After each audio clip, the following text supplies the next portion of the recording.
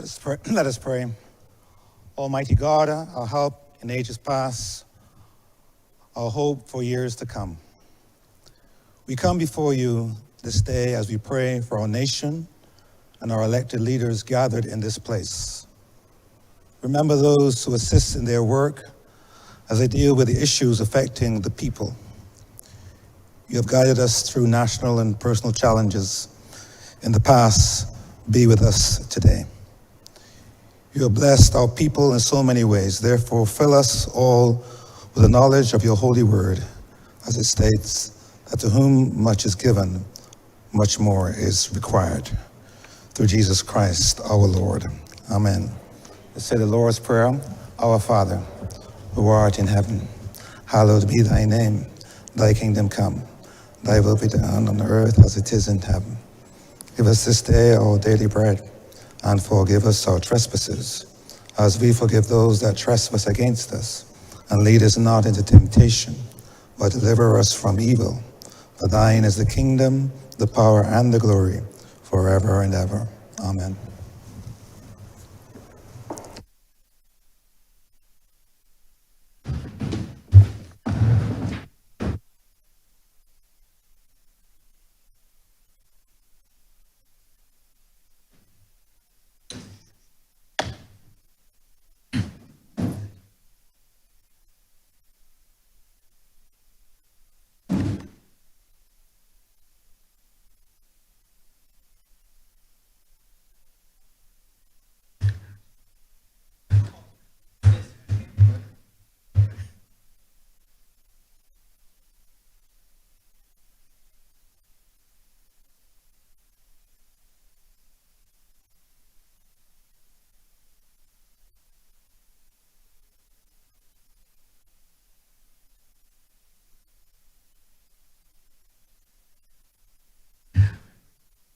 This House is in session.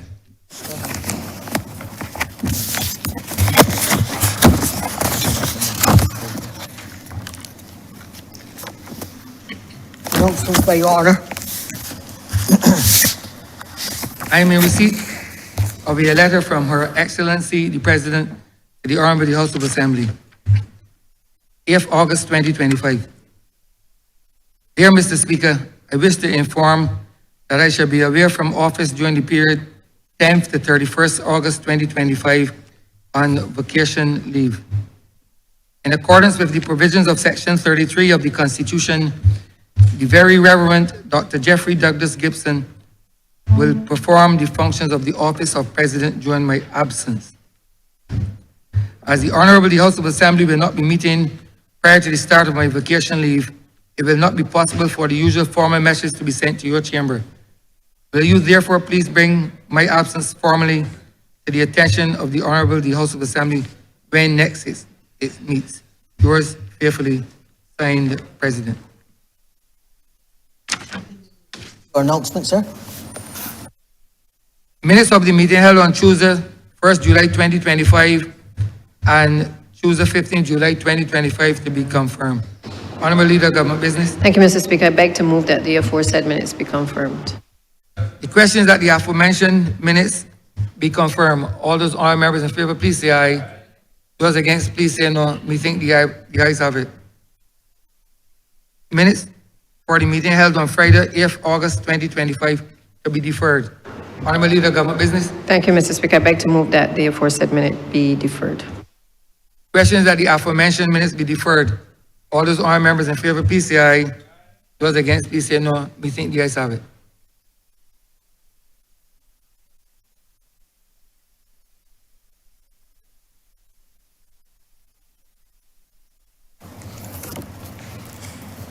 Petitions, papers, government notices, private members' notices, notices of questions, reports from select committees, first reading of bills,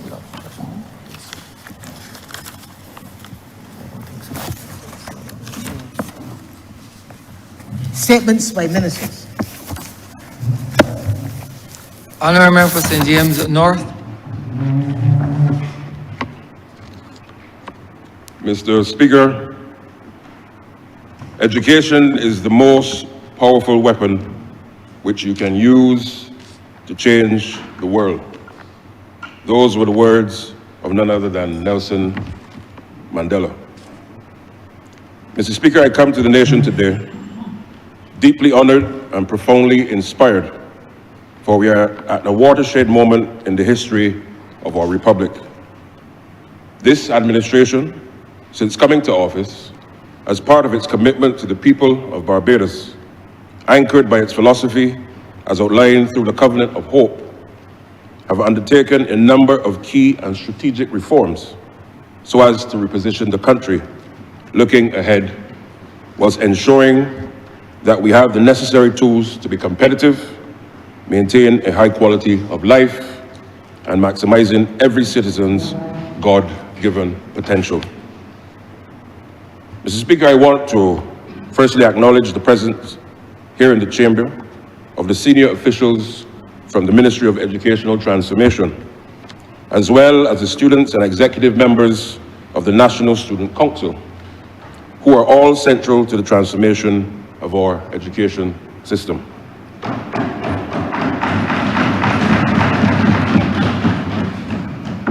This statement also comes at a very important juncture, as we all recognize and celebrate International Youth Day, and I therefore recognize the presence of the Barbados Youth Development Council, who have been also joining us here this morning for this very important milestone in our country's education development journey.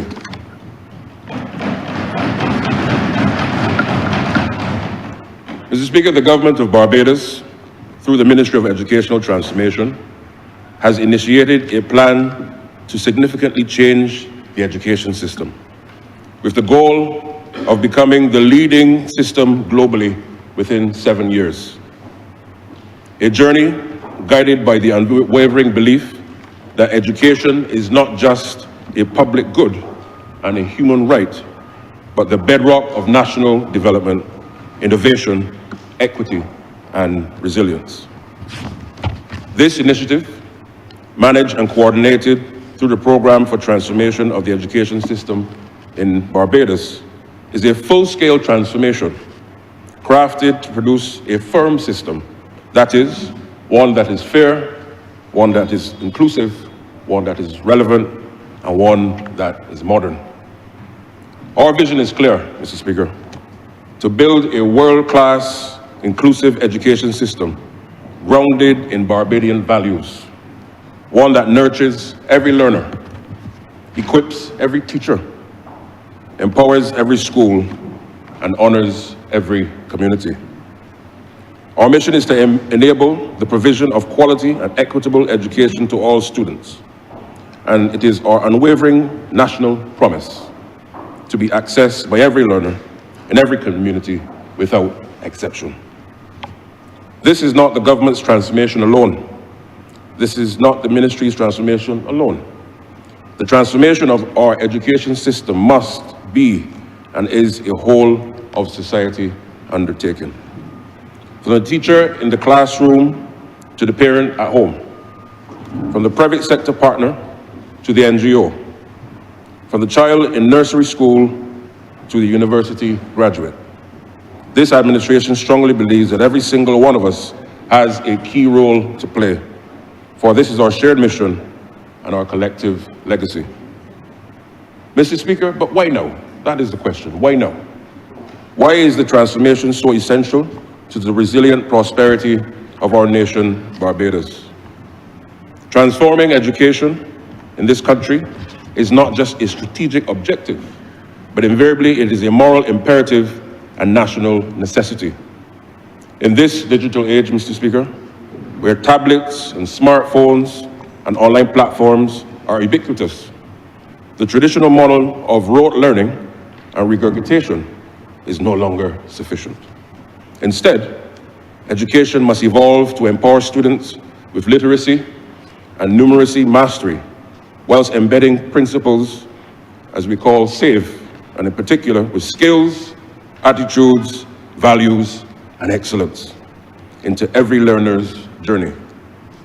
And by so doing, we ensure that social and emotional development are elevated alongside academic achievement.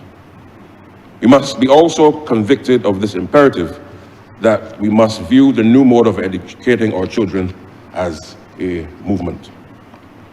Notwithstanding respective governments' sustained investment in education, the system continues to face deep-rooted and systematic challenges that undermine its ability to consistently deliver equitable, high-quality learning outcomes for all.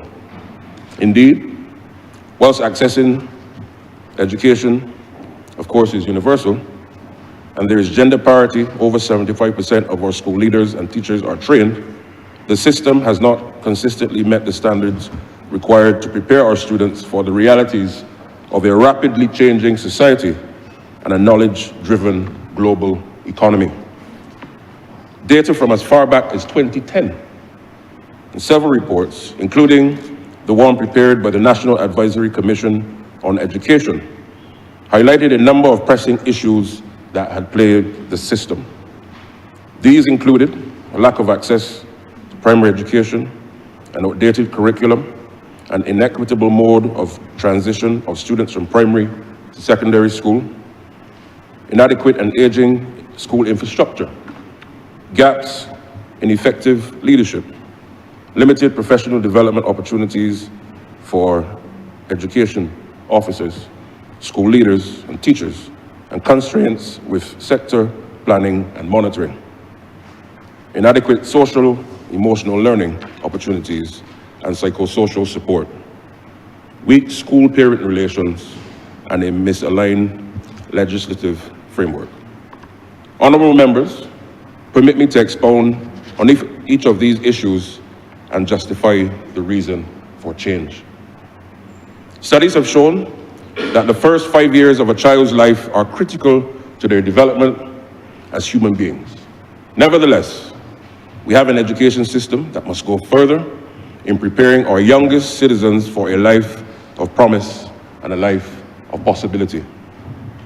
Due to the lack of universal access to education at the pre-primary level, some children enter primary school without the foundational cognitive, social, and emotional skills, attitudes, and values needed for a successful primary education.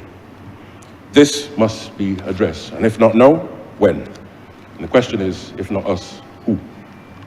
Additionally, it has been 25 years since the Ministry of Educational Transformation last reviewed and/or updated the national curriculum under the Each One Matters reform proposed by the Honourable Prime Minister when she held the office of Minister of Education back in 2000.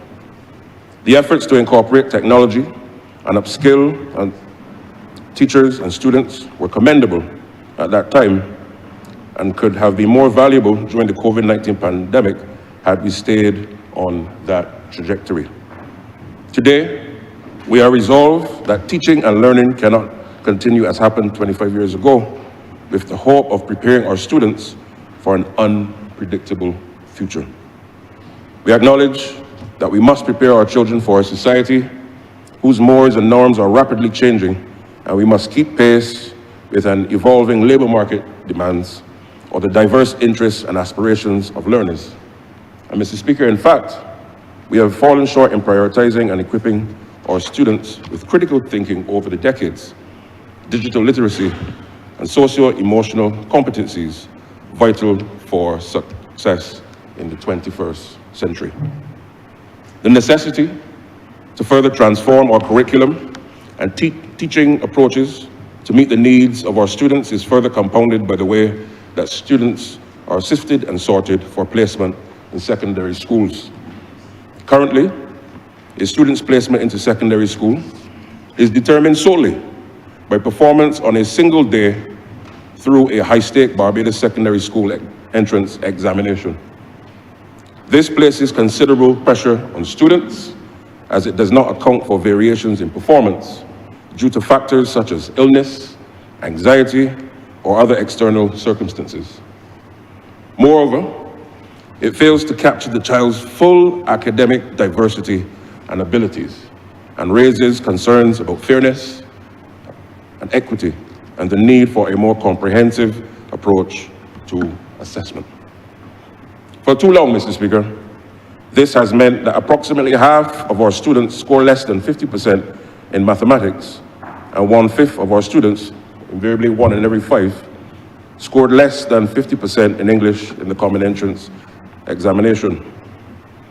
Additionally, the labeling of students that occurs within our society as a result of their performance on that one day causes, in many instances, significant deflation of students' self-esteem and may lead to them having entrenched false perceptions with respect to their success or lack of it.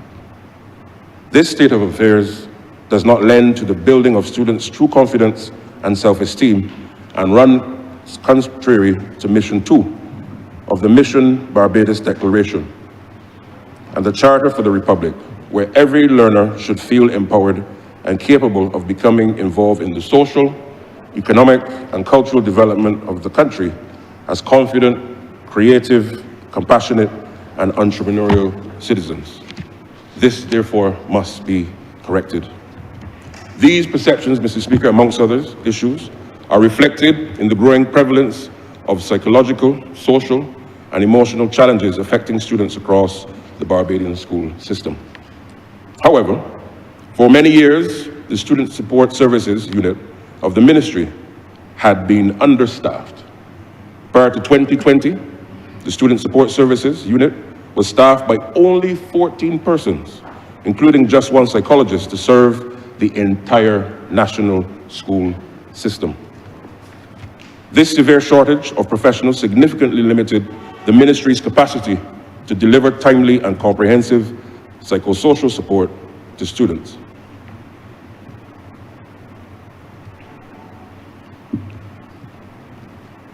With such limited human resources, the backlog of cases grew.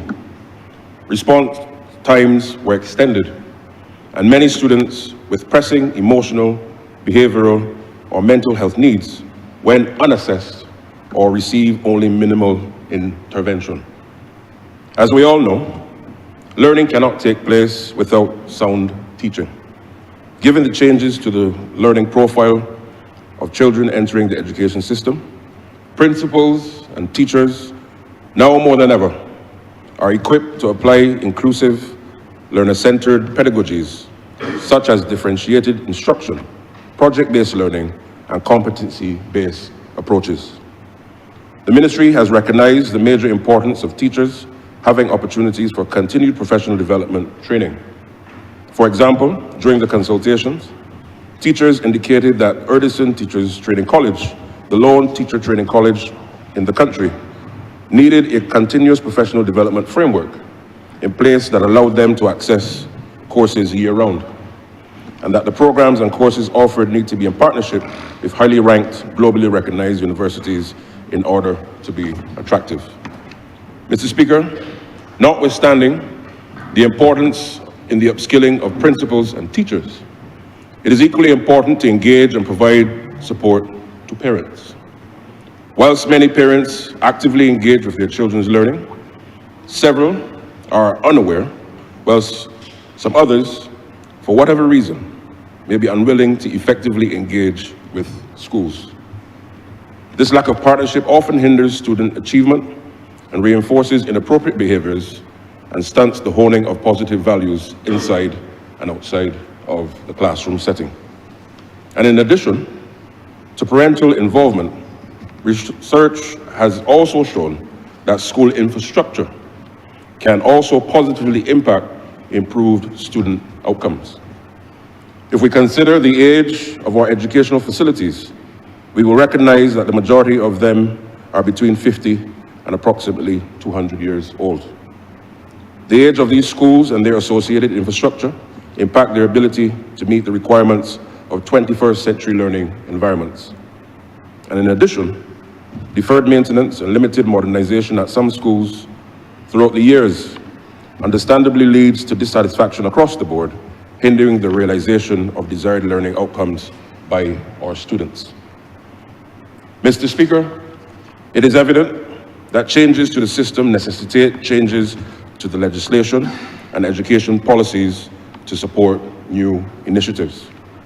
Whilst the Education Act which governs education in Barbados has served the system well, several aspects are now largely outdated, with core statutes and associated legislation not fully reflecting the realities and demands of the 21st century education system. Many provisions were crafted for a context in which teaching and learning and school operations differed significantly from the environment in which we're in today. They did not address current priorities such as digital capture of data, digital learning, inclusive education, climate resilient infrastructure, or modern accountability standards. These gaps have the potential to limit the ministry's ability to respond to new pedagogical approaches and enforce quality standards across all institutions. And therefore, to realize the full potential of every student across Barbados, the transformation agenda is anchored in 5 strategic goals. Firstly, to raise the level of student achievement across the board. Secondly, to empower and support our educators through continuous professional growth.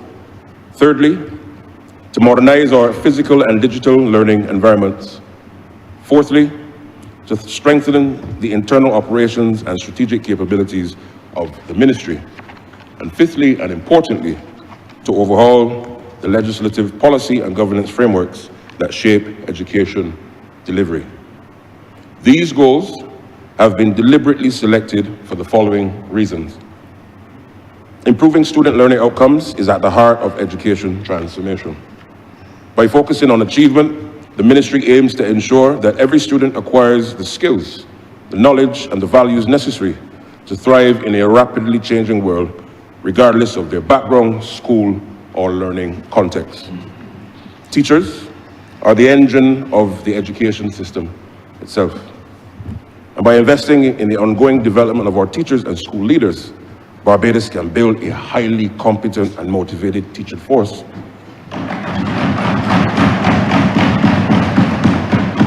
that is well equipped to use modern and relevant methodologies and respond to diverse needs of all of our students.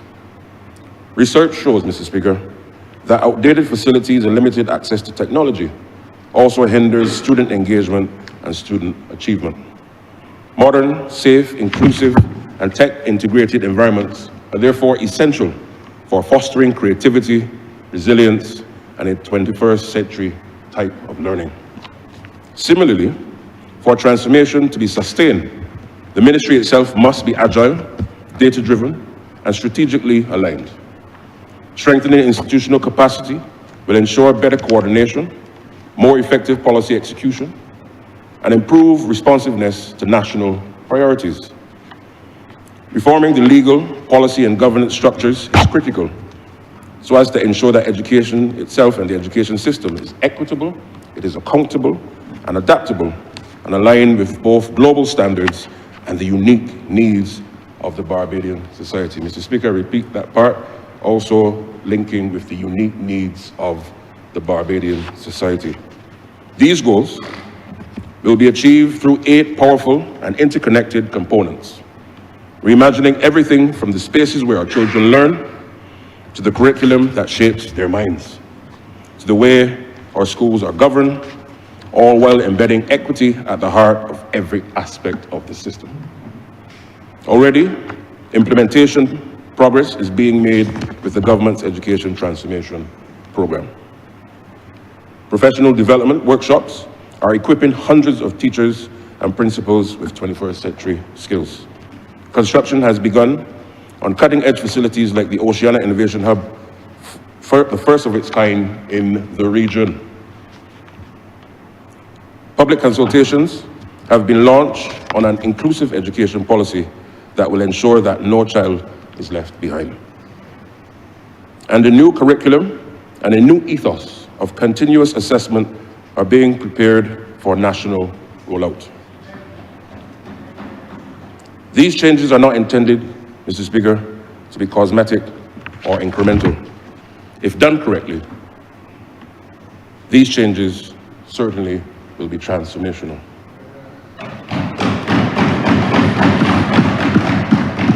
So, Mr. Speaker, where are we on the journey so far? Let me take a moment to share more about the work that the Ministry of Educational Transformation has undertaken over the last 18 to 24 months. With respect to the modernization of the ministry is undergoing its own modernization process so as to credibly and effectively lead the education transformation agenda. And this includes enhancing digital systems such as the Education Management Information System and the introduction of a digital learning platform to be launched in September 2025. Restructuring the ministry to align roles and functions and workflows with strategic outcomes scheduled for completion in 2026. And I'm pleased to say that as of September 2025, the Ministry of Educational Transformation will be welcoming 20 new education officers and 6 master teachers to provide coaching to principals and teachers in various subject areas in school leadership. We have also welcomed 3 psychologists over the last 4 months.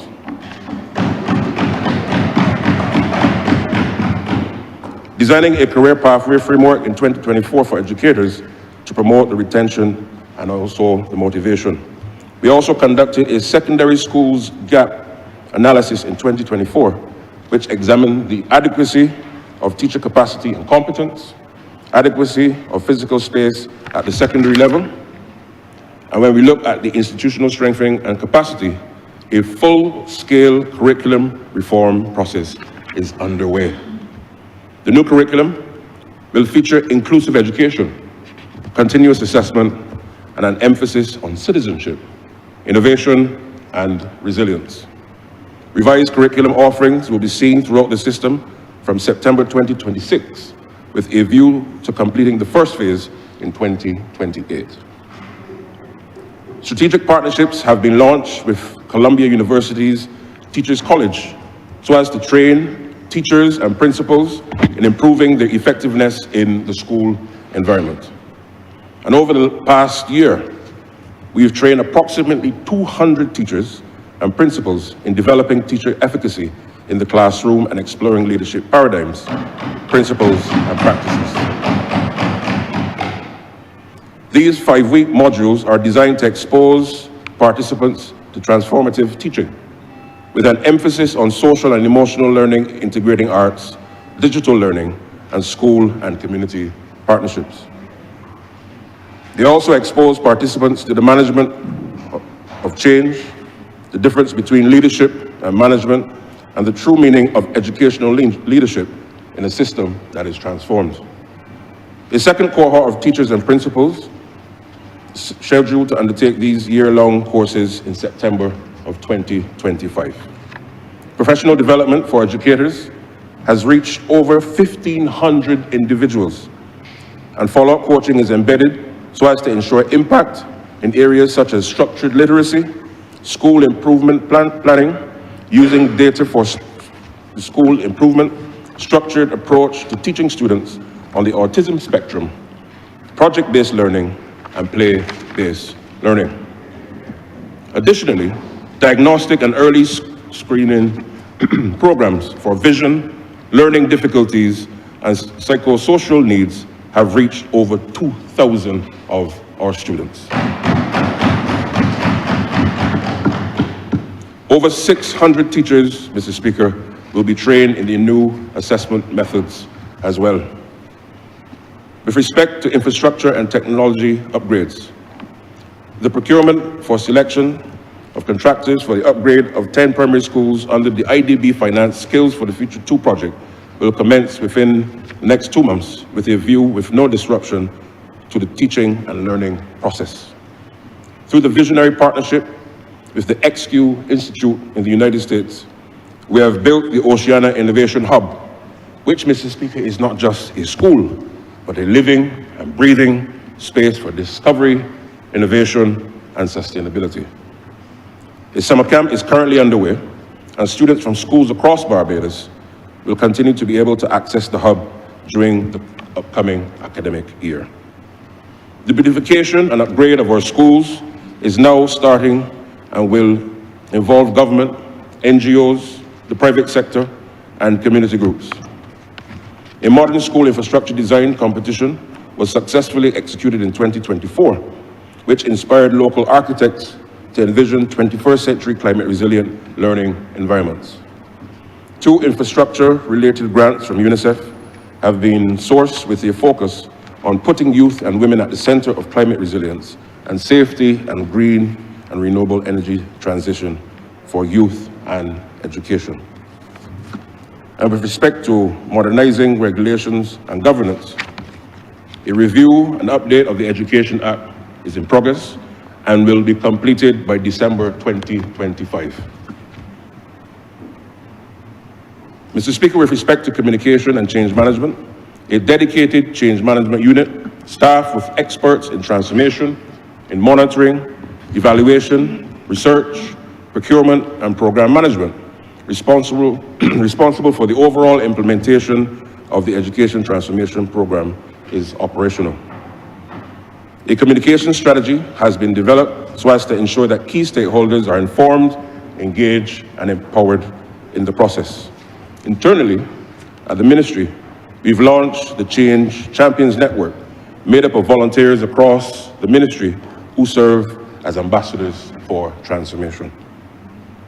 The conceptual framework for the establishment of a National Education Leadership Institute, aligned within what will be the University College of Barbados to strengthen school leadership, has been completed.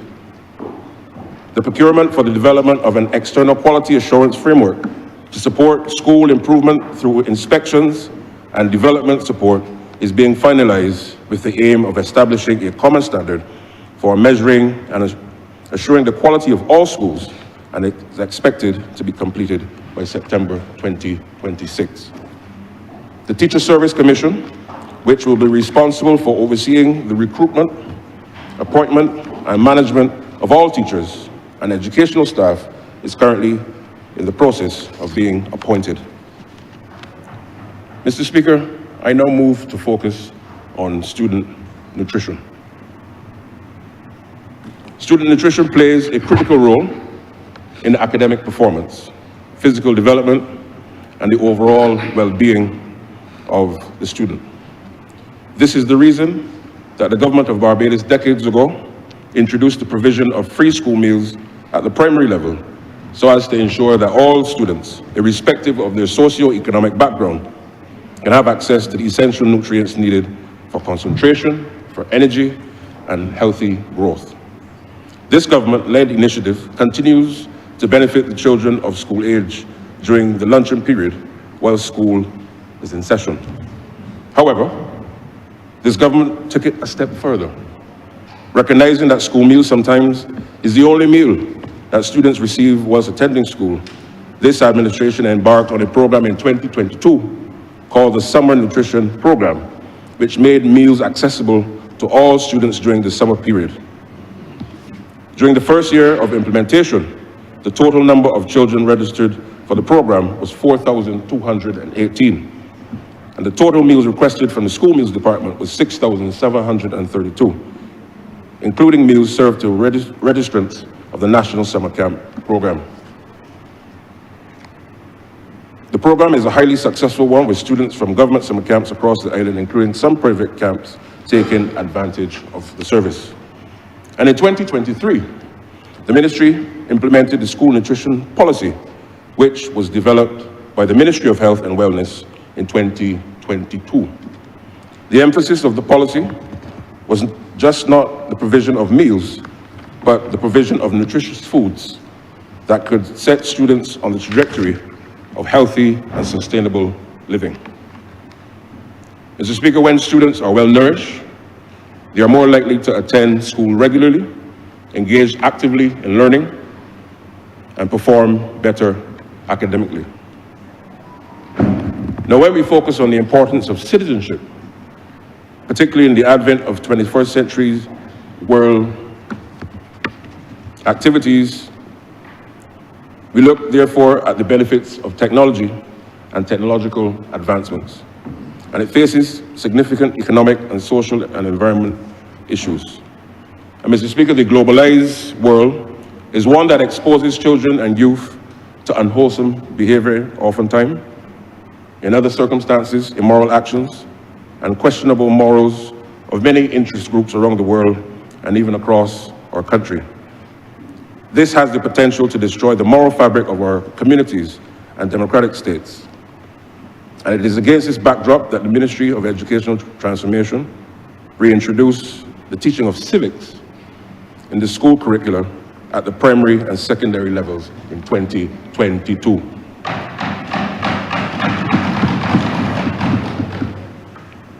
The teaching of civics seeks to provide students with the knowledge, the skills, and the attitudes that they may become informed, ethically responsible, and engaged and active citizens.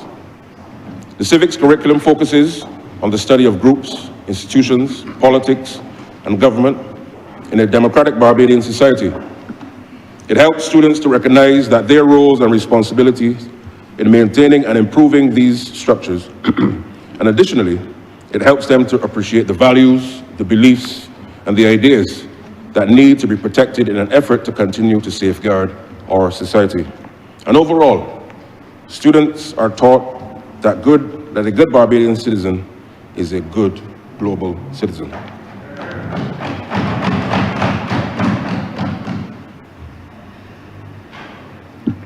The civics curriculum is designed with the following objectives in mind: to encourage students to exhibit a sense of responsibility, that they will become informed, responsible, engaged, and active citizens who can make a meaningful contribution to society; to promote an interest in civic issues that leads students to become civic-minded; to develop in students a sense of duty, moral responsibility, and a commitment to social justice; to develop problem solvers, critical thinkers, and innovators; to develop a sense of pride for the nation and its institutions; and importantly, to enable students to develop and practice social skills which create positive interpersonal relations. The civics curriculum is currently under review and will place greater emphasis on the aspects related to citizenship. Each child must make a commitment to country, to community, to family, to colleagues, and to self.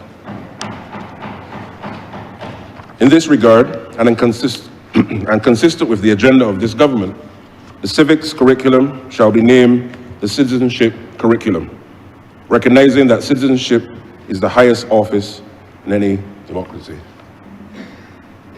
I now look to the declining student-teacher ratio, Mr. Speaker.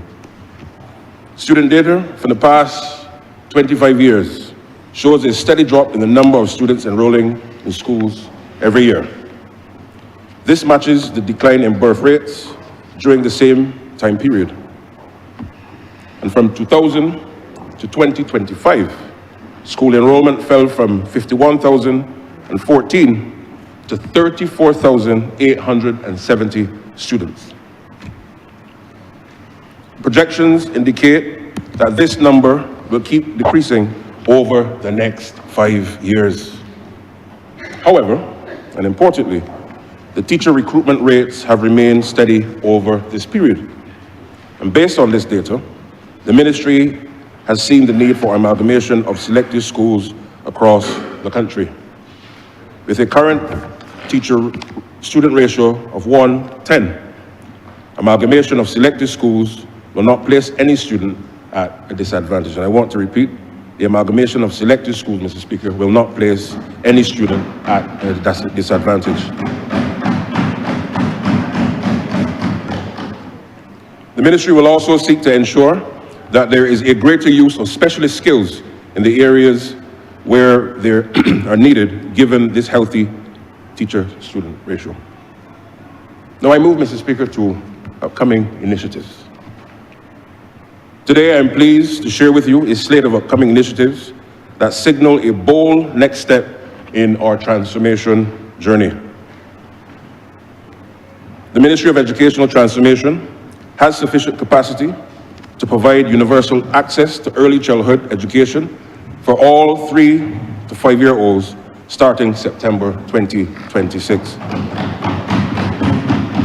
However, During this academic year, the goal is to develop standards for early childhood that ensures suitable infrastructure, appropriate human resources, and high-quality education that nurtures critical skills, positive attitudes, and strong values in keeping with regional and international best practices. I am happy to announce that a new Center of Excellence at Maria Holden Nursery, Gore Hill, will open in September 2025. Showcasing best practices in science, in technology, in reading, engineering, arts, and mathematics, commonly known as STREAM, and play-based learning.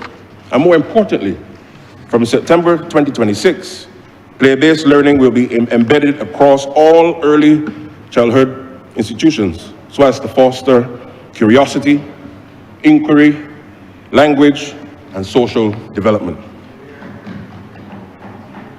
Mr. Speaker, by the beginning of September 2025, a comprehensive program will get underway so as to upgrade and modernize school infrastructure at the nursery, primary, and secondary levels.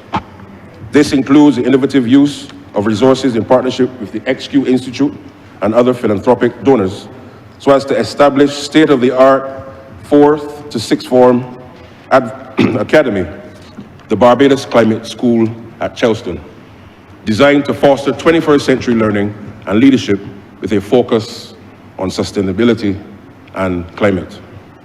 As part of our ongoing commitment to ensuring that all students learn in environments that are safe and that are modern and conducive to academic success, the current Ursuline Convent facility has been identified for the relocation and absorption of students from the existing Graydon Sealy Secondary School facility. Plans are already in hand, and we expect to have the facility ready for occupation no later than September 2026. We are committed to continuous learning and professional excellence. All teachers and principals will benefit from ongoing training opportunities, including the continued strategic partnership with Teachers College of Columbia University, so as to build teacher efficacy in the classroom and strengthen school leadership models. And by September 2025, the second cohort of principals and teachers will access training opportunities afforded by Columbia University and Urdiston Teachers Training College. To elevate the teaching profession and ensure greater accountability, a comprehensive teacher licensing system will be developed and introduced by September 2027. This system will promote professional standards and affirm teaching as a respected, accountable, and lifelong vocation. While we have started the phased introduction of technology across the system, by 2027, Mr. Speaker, there will be full system-wide distribution of technology with a particular focus on the distribution of assistive devices to support learners with special educational needs, thus ensuring that every student, regardless of ability, has equitable access to learning opportunities. The use of project-based learning, commonly known as PBL, will be significantly expanded across schools as a core instructional strategy as part of the transformation of our system. This learner-centered approach is expected to deepen student engagement, foster critical thinking, collaboration, and creativity, and better connect learning to real-world contexts.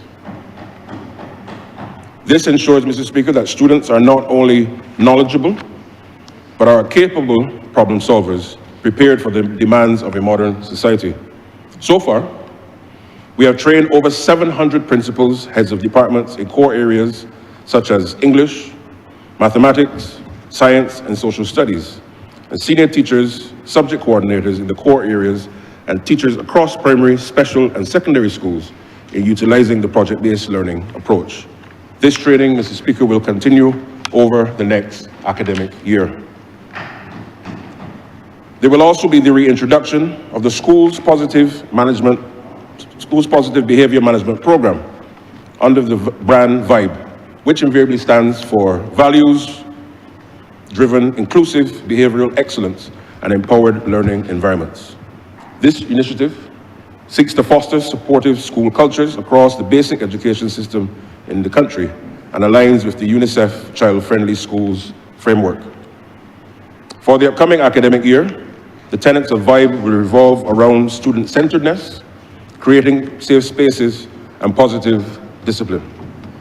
It encompasses a comprehensive social and emotional learning program that will be rolled out across all schools to support the emotional well-being, resilience, and positive development of students, foundational to academic success and healthy school environments. And to this end, the Ministry of Educational Transformation has partnered with NGOs and private sector organizations so as to embark on an intensive program that will sensitize all teaching and non-teaching staff, students, and parents on the importance of raising a more emotionally intelligent generation. Now, whilst many of our children behave well, Mr. Speaker, there is an unacceptably growing number of children whose behavior will not be tolerated in our schools. And I want to repeat, whilst many of our children, and the majority of them, are well behaved, there is an unacceptably growing number of children whose behavior will not be tolerated in our schools. It is for this reason that we are seeking to further partner with the private sector and NGOs so as to establish and operate a residential rehabilitative and therapeutic facility by 2028. Students housed in the facility will be required to access a full-time residential program. It will provide a range of interventions and strategies that will cater to the psychosocial, behavioral, and personal development and academic and artistic attainment of school-aged children between the ages of 12 and 18, in line with the prescriptions of the impending child protection legislation. Mr. Speaker, recognizing the vital role of families in the education ecosystem, we are launching a parent education program aimed at equipping parents and caregivers with the tools and knowledge to foster positive parenting practices and deeper engagement in their children's learning. This program will begin in September 2025. An expanded, evidence-based national literacy program will ensure that every Barbadian child, Mr. Speaker, leaves school with the ability to read, to comprehend, to communicate effectively, regardless of socio-economic realities. This academic year, Mr. Speaker, we will work harder to achieve our vision by ensuring that every child who can read in primary and secondary school has the chance and support to be able to do so. This past school year, the Ministry of Educational Transformation trained over 300 teachers in the teaching of reading, benefiting over 5,000 students in infants A and B at primary schools and special schools, as well as in remedial classes and 10 secondary schools.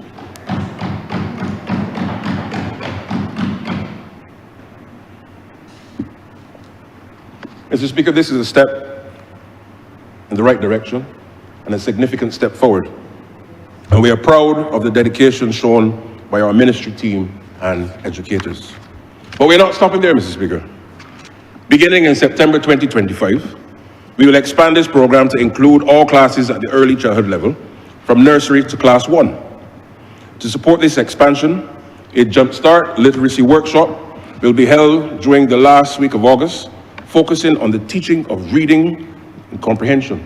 And furthermore, throughout the upcoming school year, teachers will receive job-embedded coaching in literacy, ensuring that professional development is continuous, is practical, and most importantly, impactful. We recognize, however, that literacy is not solely the responsibility of our schools. It is a shared mission, one that must include our families and communities. And that is why we've placed a strong emphasis on parental engagement. During the past academic year, we hosted 5 parent engagement sessions, offering strategic interventions so as to help parents support their children's reading development at home. These sessions will continue into the new academic year, and we encourage all parents to participate actively. Once again, Mr. Speaker, we encourage all parents to participate actively.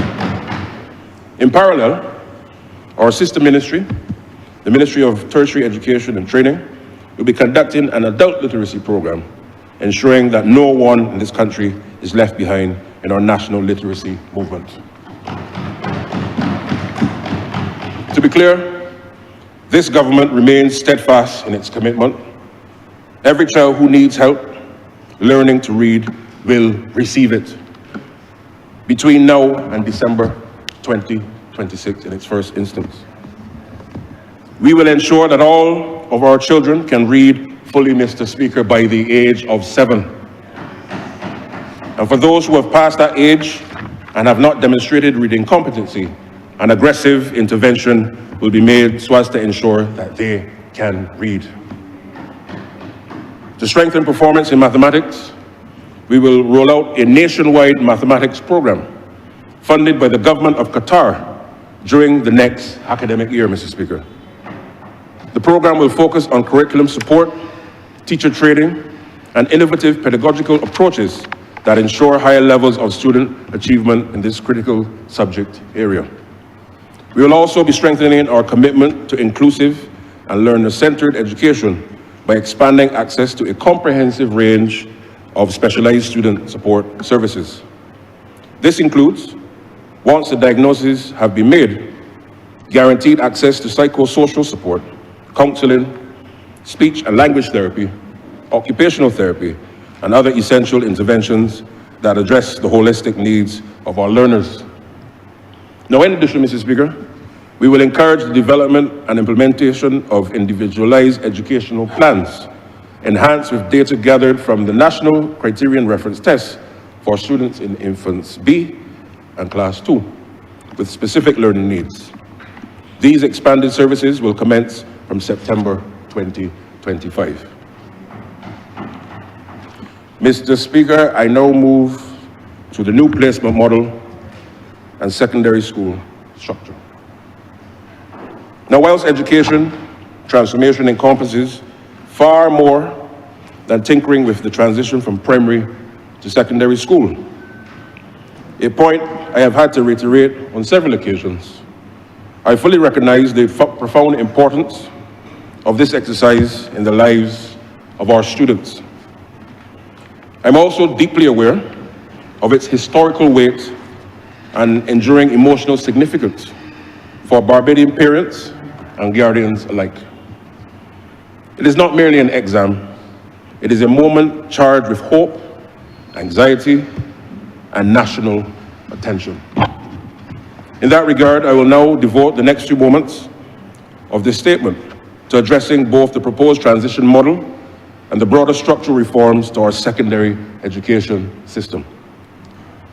Now, during the widespread consultations with stakeholders in 2023, there was strong consensus on the need for transformation of Barbados' basic education system. However, several concerns emerged, and particularly around the transition between education levels, primary to secondary, and junior to senior college of excellence. And secondly, the structure and redesign of the secondary school system. We took those concerns seriously and examined them in detail. The Ministry of Educational Transformation has since held additional meetings with stakeholders, including with our teachers' unions. Consequently, we have further refined the perspectives on the primary to secondary transitional model and structural reforms of the secondary system. Outcomes of these engagements are as follows. Mr. Speaker, starting with September 2028 school year, the Ministry of Educational Transformation will modify the admission requirements to secondary schools by adding an additional process to the Barbados Secondary Schools Entrance Examination, better known as the Common Entrance Exam. The single exam will be replaced by this hybrid, more equitable, and competency-based student placement system, ensuring a fair approach to student evaluation and placement. This new model will use student performance data from classes 3 and classes 4 in combination with a modified national written exam at the end of Class 3 and Class 4. Incorporate a progressive student profile that will be developed for each student and continue with them into secondary school, supporting more targeted and personalized teaching and learning. Take into account both choice and geographic location when assigning school placements, with the goal of promoting gender equity in the allocation of students to secondary schools. Through these changes, we strive to support every student's unique journey, build greater equity, and strengthen confidence in our education system for all Barbadian families. Now, I want to look at the key features of the new transitional model. The scope of assessment will be expanded beyond the traditional focus on mathematics, language arts, to include social studies with citizenship and science, fostering a more balanced and interdisciplinary learning experience. Students will have a multiple set of opportunities to demonstrate their knowledge and skills competencies through various formats, not only via standardized written exams, but also through alternative assessment methods such as project-based work, curated portfolios, structured quizzes, reflective journals, and observational checklists. This approach, Mr. Speaker, recognizes the diverse way students learn and communicate understanding, and is specifically designed to foster deeper engagement, creativity, and importantly, critical thinking.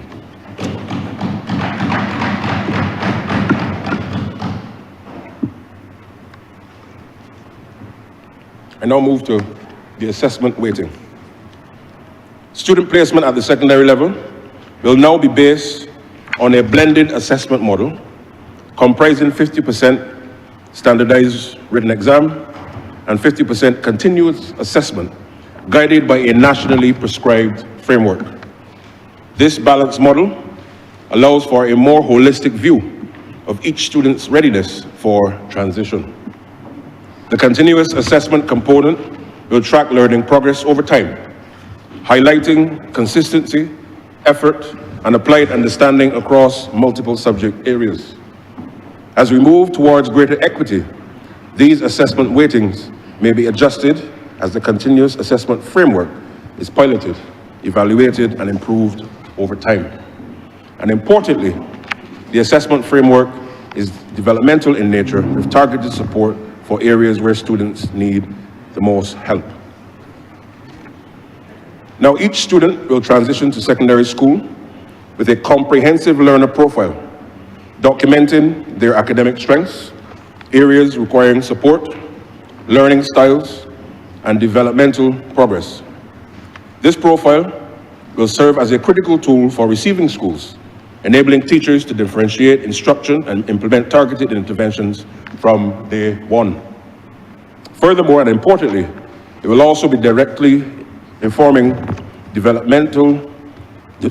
development of individualized learning plans or individualized education plans for students with specific learning needs, ensuring that support is both proactive and student-centered, grounded in real data.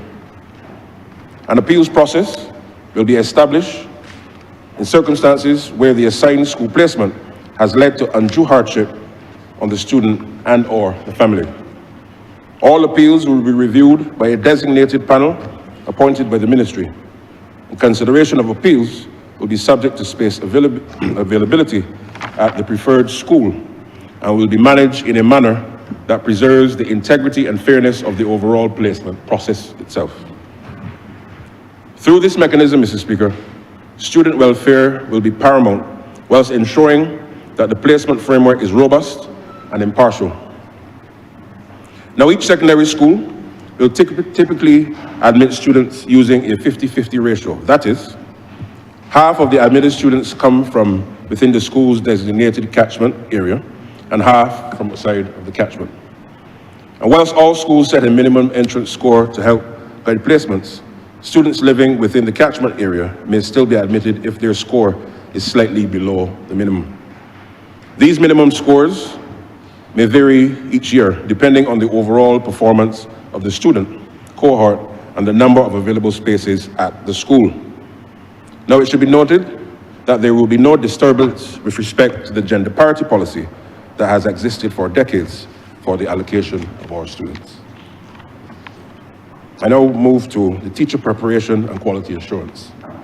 Beginning this academic year, the ministry, through the the Erdiston Teachers Training College, in collaboration with a globally recognized university, will launch a focused training program for teachers in the areas of continuous assessment and differentiated instruction. Educators will be equipped with curriculum guides featuring practical examples of assessment strategies aligned with the national framework, and so as to ensure consistency and quality across schools, dedicated support teams will be established to assist teachers and monitor the effectiveness and accurate implementation of these assessment practices. And finally, with respect to the new placement model, a specialized task force has been established so as to refine the methodologies for student placement and to oversee the development of a national item bank to support the new assessment system. Now, as part of the broader curriculum reform, special emphasis will be placed on play-based and project-based learning, particularly at the foundational levels, so as to foster creativity, critical thinking, and deeper engagement amongst young learners. Now, regarding the secondary education structure, Mr. Speaker, the Ministry of Educational Transformation proposes that all secondary schools offer a comprehensive 7-year program designed to address the diverse academic and technical and vocational learning needs of the students. This will be buttressed by a renewed concentration on the social and emotional needs of students to support their holistic development. The government of Barbados believes that our children, and our young people in particular, must be engaged in structured activities with either uniformed or service-oriented clubs. Now, after consultation with the Social Partnership and Social Justice Committee, the ministry will require the participation of our young people in these activities, either through extracurricular activities or in school activities. This level of engagement, Mr. Speaker, highlights the importance of the service to country and to others. This will commence from September 2026, but we will use this coming academic year to build up the capacity of all of the clubs and all of the uniform groups.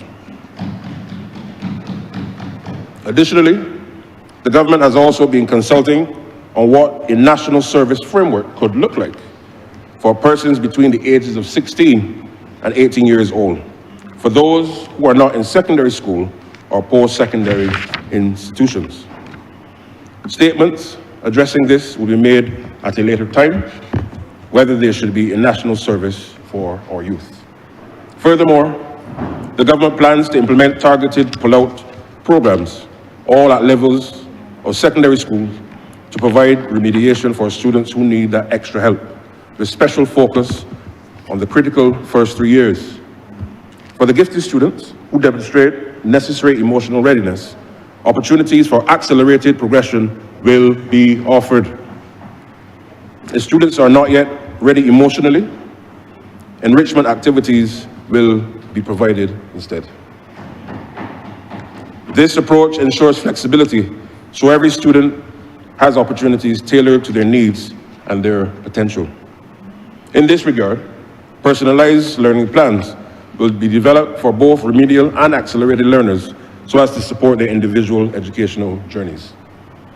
To ensure a well-rounded education for every Barbadian child at the secondary level, students in forms 1 through 3 will follow a broad and balanced curriculum that includes English, mathematics, science, social studies and citizenship, coding and robotics, foreign languages, financial literacy, agricultural science, physical education, digital and media literacy, visual and performing arts, including art and craft, music and theater, moral education, home economics. Now, this curriculum will be further enriched by a diverse range of electives and a strong focus on career guidance and social and emotional learning. As stated before, Mr. Speaker, students will also be required to belong to a uniform organization, whether that be Sea Cadets or Scouts or Guides or service clubs like the 4-H or the Key Club, as a core part of their secondary education experience. Teachers and support staff with these students will be carefully selected and specifically trained so as to foster a nurturing and supportive learning environment. For students in Forms 4 and 5, the focus will shift to consolidating core studies and participating in community-based activities. And these students will continue to study core subjects whilst engaging in community-based activities. And upon successful completion of Form 5, students will be awarded the Barbados National Secondary Diploma.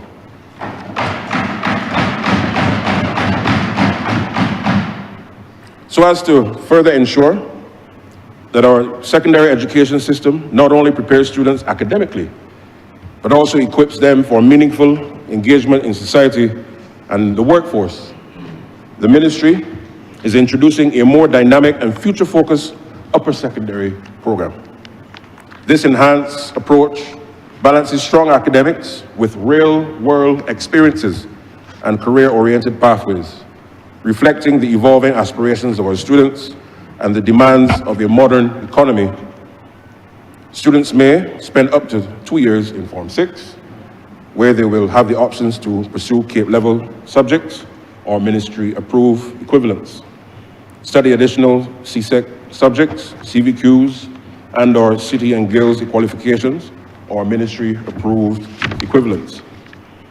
And lastly, retake subjects through any ministry-approved examining body, including Cambridge, City and Guilds, and the International Baccalaureate.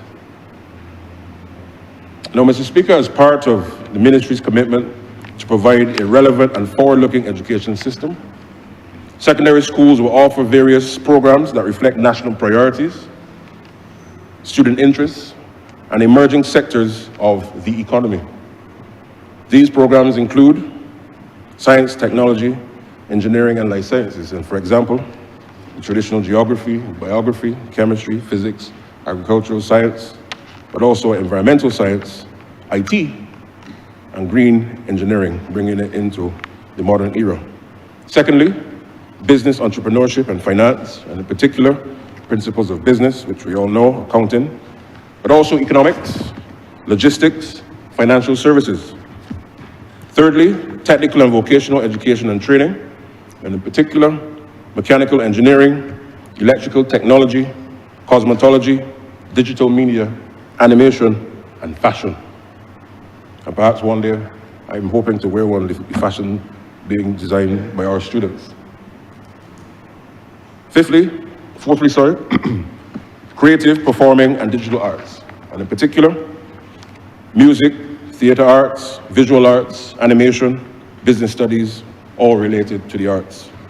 And lastly, in humanities, English literature, Caribbean history, law, sociology, tourism, and modern languages. These are the areas of specializations, and they were identified through a survey of students in Forms 4 to 6, through consultation with the Ministry of Labour, as well as Export Barbados, which we also know as BIDC, so as to ensure alignment between education and emerging workforce needs. Now, entry into Form 6 will typically follow the successful completion of Form 5.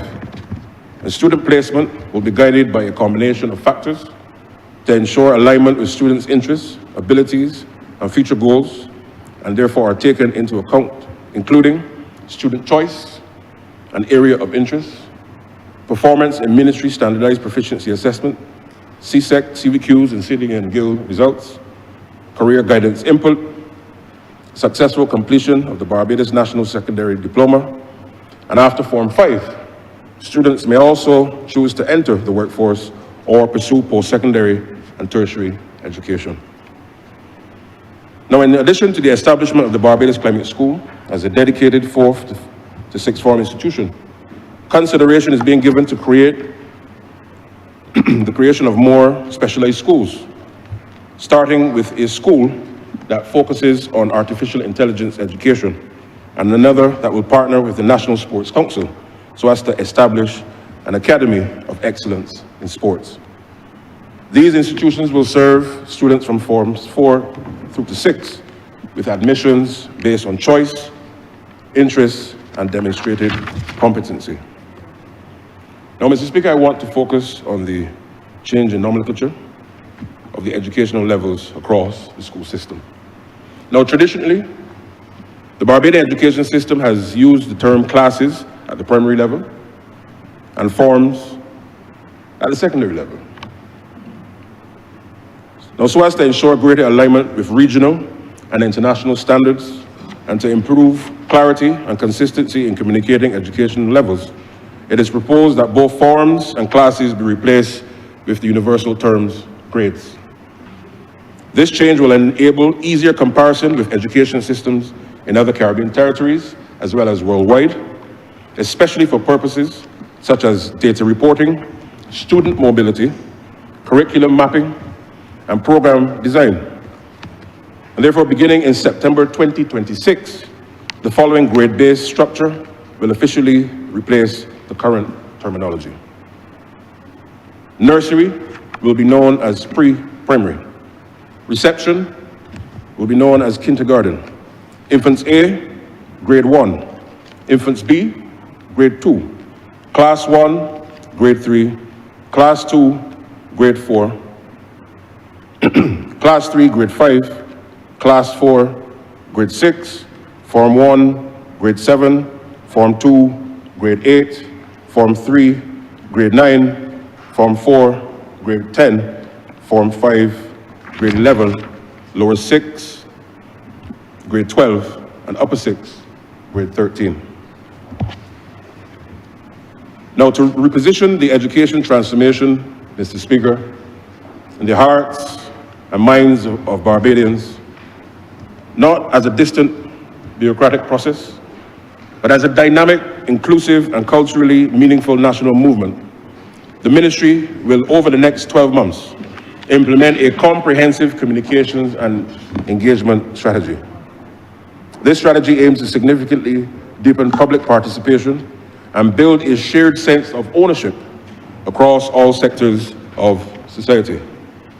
Specifically and importantly, the ministry is targeting a 30% increase in stakeholder attendance and participation at ministry-hosted events within the first year of its rollout. And beyond engagement, the strategy is designed so as to enhance public understanding of the goals and benefits and progress of the transformation agenda. And within 18 months, our objective is that most Barbadians will be able to accurately identify the core pillars of the objectives of the reform effort and a marker of greater clarity, transparency, and trust. Central to this effort will be the launch of a national cultural campaign, strategically crafted so as to embed education transformation within the collective consciousness of our nation and of our people. Through both the traditional and digital media, this campaign will aim to reach at least 60% of the population using the voices, the stories, and aspirations of Barbadians, so as, Mr. Speaker, to inspire, encourage dialogue, and to foster collective support. Now, crucially, the ministry will not undertake this journey alone. Active partnerships with NGOs and businesses and cultural organizations, community groups, and also the diaspora networks will ensure that messaging is co-created, also amplified, and localized so as to reflect the diversity of Barbados. Now, these efforts are intentionally designed to shift the public narrative from one that sees education transformation as technical and procedural to one that is understanding and energizing, accessible and central to Barbados's resilient prosperity. This national movement speaks to our highest hopes as people, and that generates the broad-based collective momentum needed for meaningful transformation. For the past 3 years, Mr. Speaker, the ministry's transformation agenda has been guided by a singular and compelling vision, a bright future for every child. that vision remains unchanged. In fact, it has deepened in both meaning as well as purpose. And based on extensive and focused engagement, today I am proud to announce and introduce officially the new brand identity for education transformation in Barbados, Every Child, Barbados. This new identity is not a departure from our founding vision, but equally, it's an evolution. Mrs. Speaker, it represents a renewed strength and strengthened commitment to build a more inclusive, responsive, and future-ready education system. One that puts the needs, the rights, and potential of every child at the heart of national development. Now let me be clear, Every Child, Barbados, is not a replacement, but is a reaffirmation, Mr. Speaker, a bold and unified statement of our promise to every child, regardless of background, regardless of circumstance, with the opportunities and support needed to thrive and to succeed. More than the slogan, Every Child, Barbados, is a national call to action. I repeat, it is a national call to action. And because true education transformation cannot and must not be the work of government alone, it must be a whole of society movement. One thing that brings together parents and teachers and students and school leaders, faith communities, civil society, business, industry, and every citizen committed to shaping a brighter and more equitable nation, Barbados. It is a mission that requires leadership, and in particular, political leadership, given the fact that many people are ambivalent about change, and even when the change is necessary for their health and their empowerment. Mr. Speaker, we are committed to transforming this nation through education. This mission, this call, is for all of us, because the future of every child is the future of this nation. We are already making significant strides through policy reform, investments in school infrastructure, curriculum renewal, teacher training, and the expansion of digital tools and learning environments. So, what does this transformation mean for you? And yes, all morning, Mr. Speaker, I've been speaking to the chairman and the country, but this one is really for the country to rally around and for me to speak directly into their hearts and to their minds. Firstly, to our students, it means that regardless of your socio-economic background, you will be able to access world-class teaching, modern facilities, and the skills needed to succeed in life, contribute to national progress, and carry forward the proud legacy that we all love, Barbados. To our principals and teachers, it means that you will be exposed to the cutting-edge leadership and teaching methodologies being given by the professional freedom so as to innovate and be supported with the resources to inspire every learner and lead a culture of excellence that shapes the next generation of Barbadians. To the parents,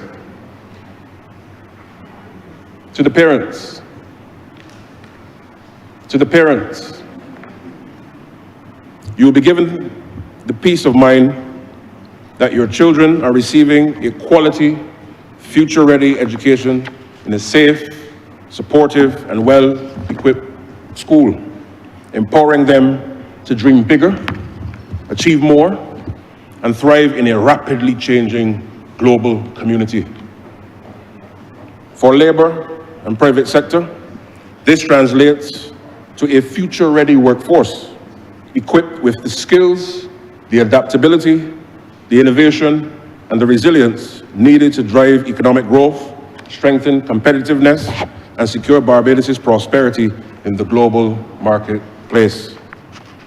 And for the community and civil society, the transformation on which we are embarking will lead to an empowered citizenry, stronger social cohesion, and a shared responsibility in nurturing the next generation to build a more just, inclusive, and resilient Barbados. Mr. Speaker, we have much to do. That is clear. There will be challenges. There will be critics. But Barbados is rising, and our education system must rise with it.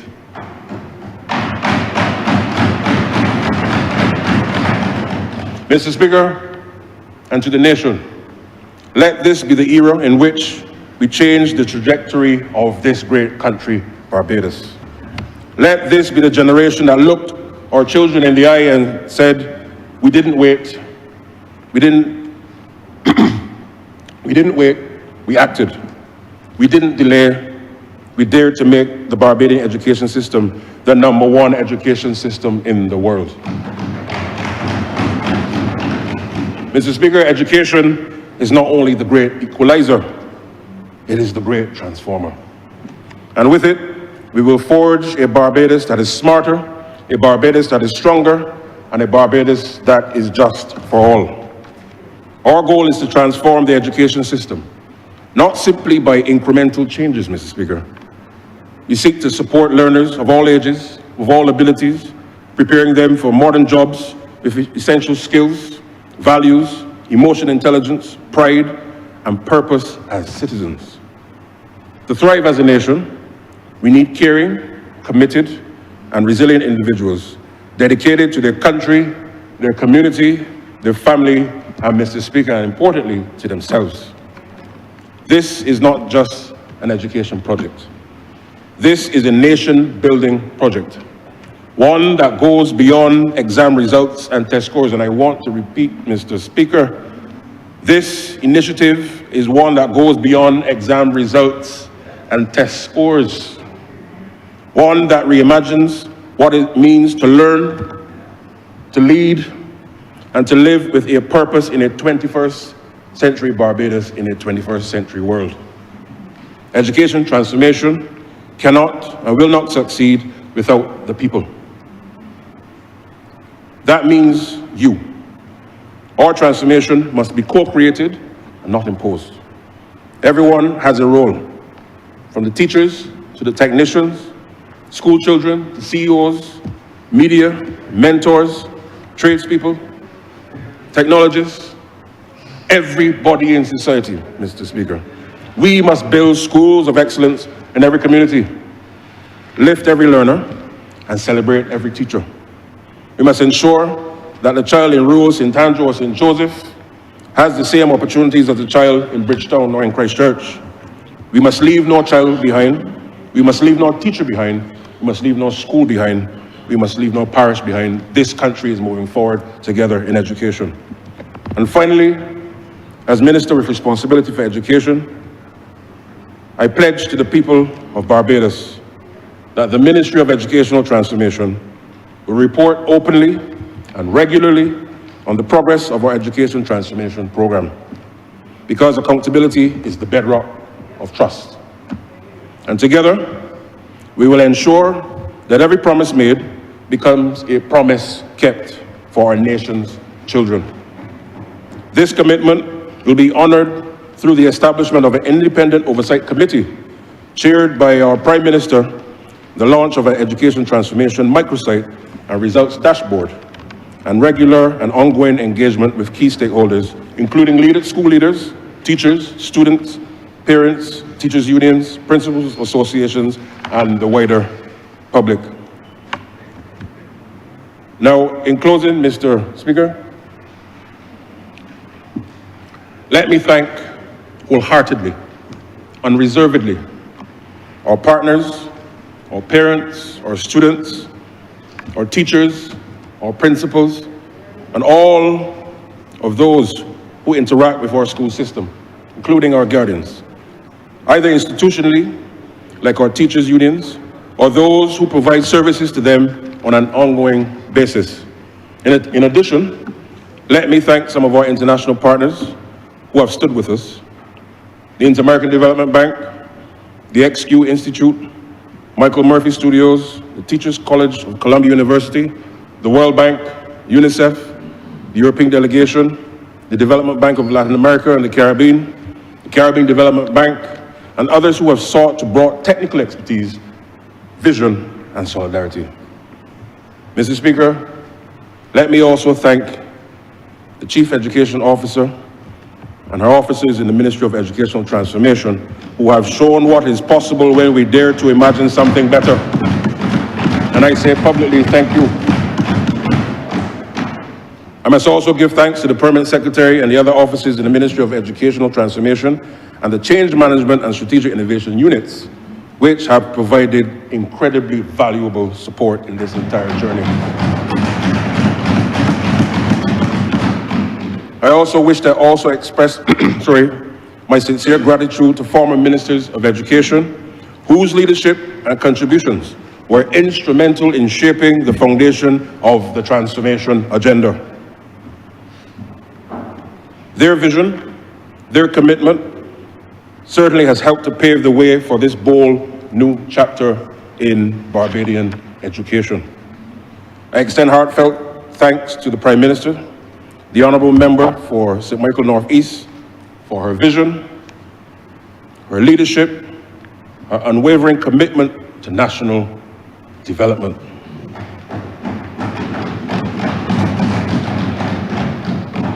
Mr. Speaker, it is through her bold vision and the space and the time and the resources that she has afforded us that we have been empowered to pursue what is unquestionably the most consequential mandate of the Barbados Labour Party administration in a generation: the transformation, and I repeat, the transformation of our education system. Her steadfast belief in the potential of every Barbadian child continues to guide and inspire this national endeavor. Mr. Speaker, as you know, for the Prime Minister, everyone matters.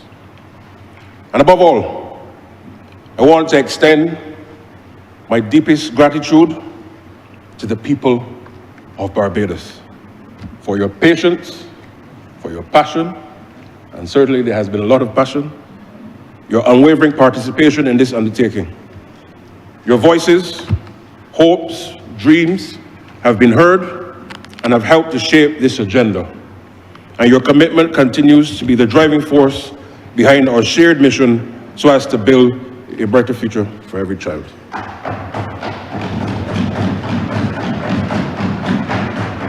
But Mr. Speaker, we know the journey ahead is long, and we certainly cannot travel it alone. So today, the government of Barbados extends an open invitation to every Barbadian. Walk with us, stand with us, and work with us for every child, Barbados. And to the nation, let us move forward, not with hesitation, but with hope. And let us be bold, let us be united, and let us be firm. And I simply say, let us make this transformation not just possible, but unforgettable for every child, Barbados. I'm obliged to you.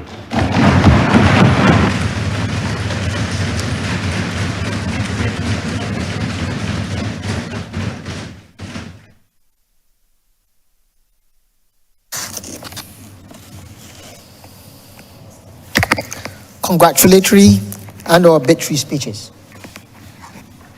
Personal explanations. Motions for leave of absence. Notice of motions for adjournment of the House on matters of urgent public importance. Orders of the day.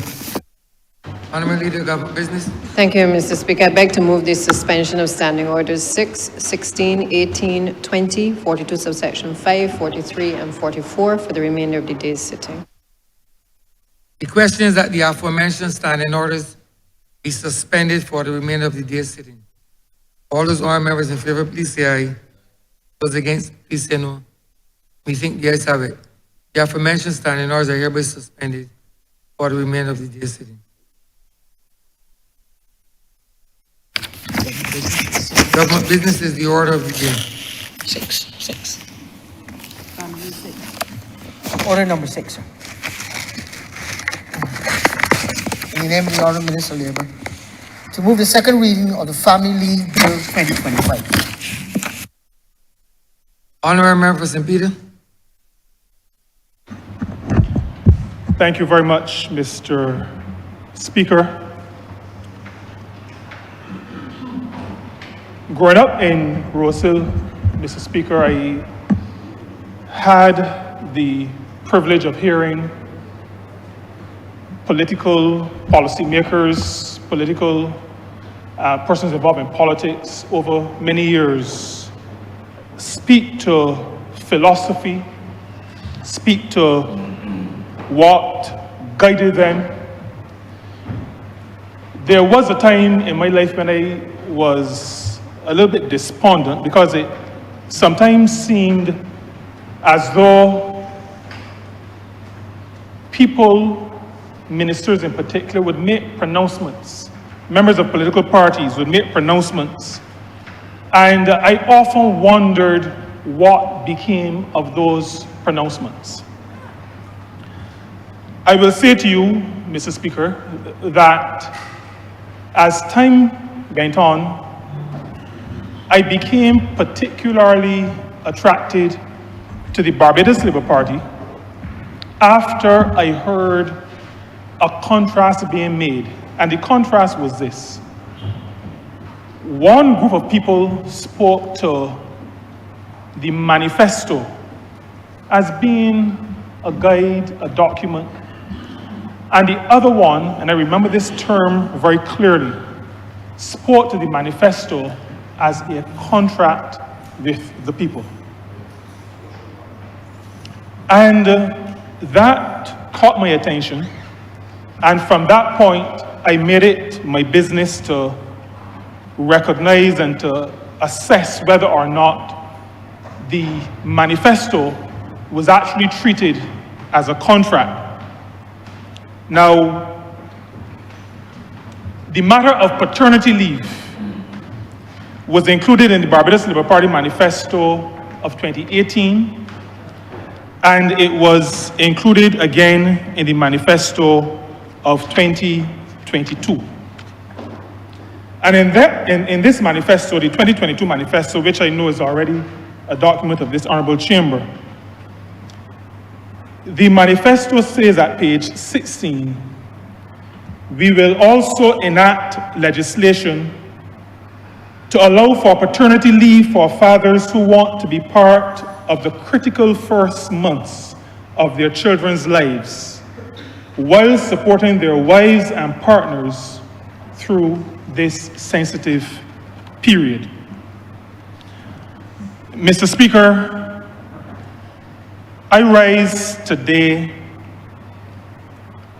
to be part of a process that will reflect a promise made and a promise kept.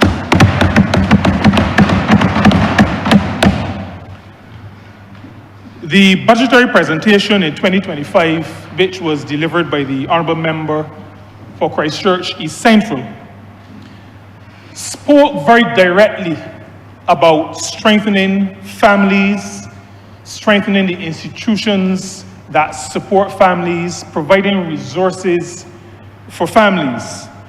And that presentation included instituting paternity leave and also extending the existing maternity leave, so that the bill before us today, the document which is the subject of this debate today, has as its primary purpose the instituting of statutory paternity leave, the extending of maternity leave.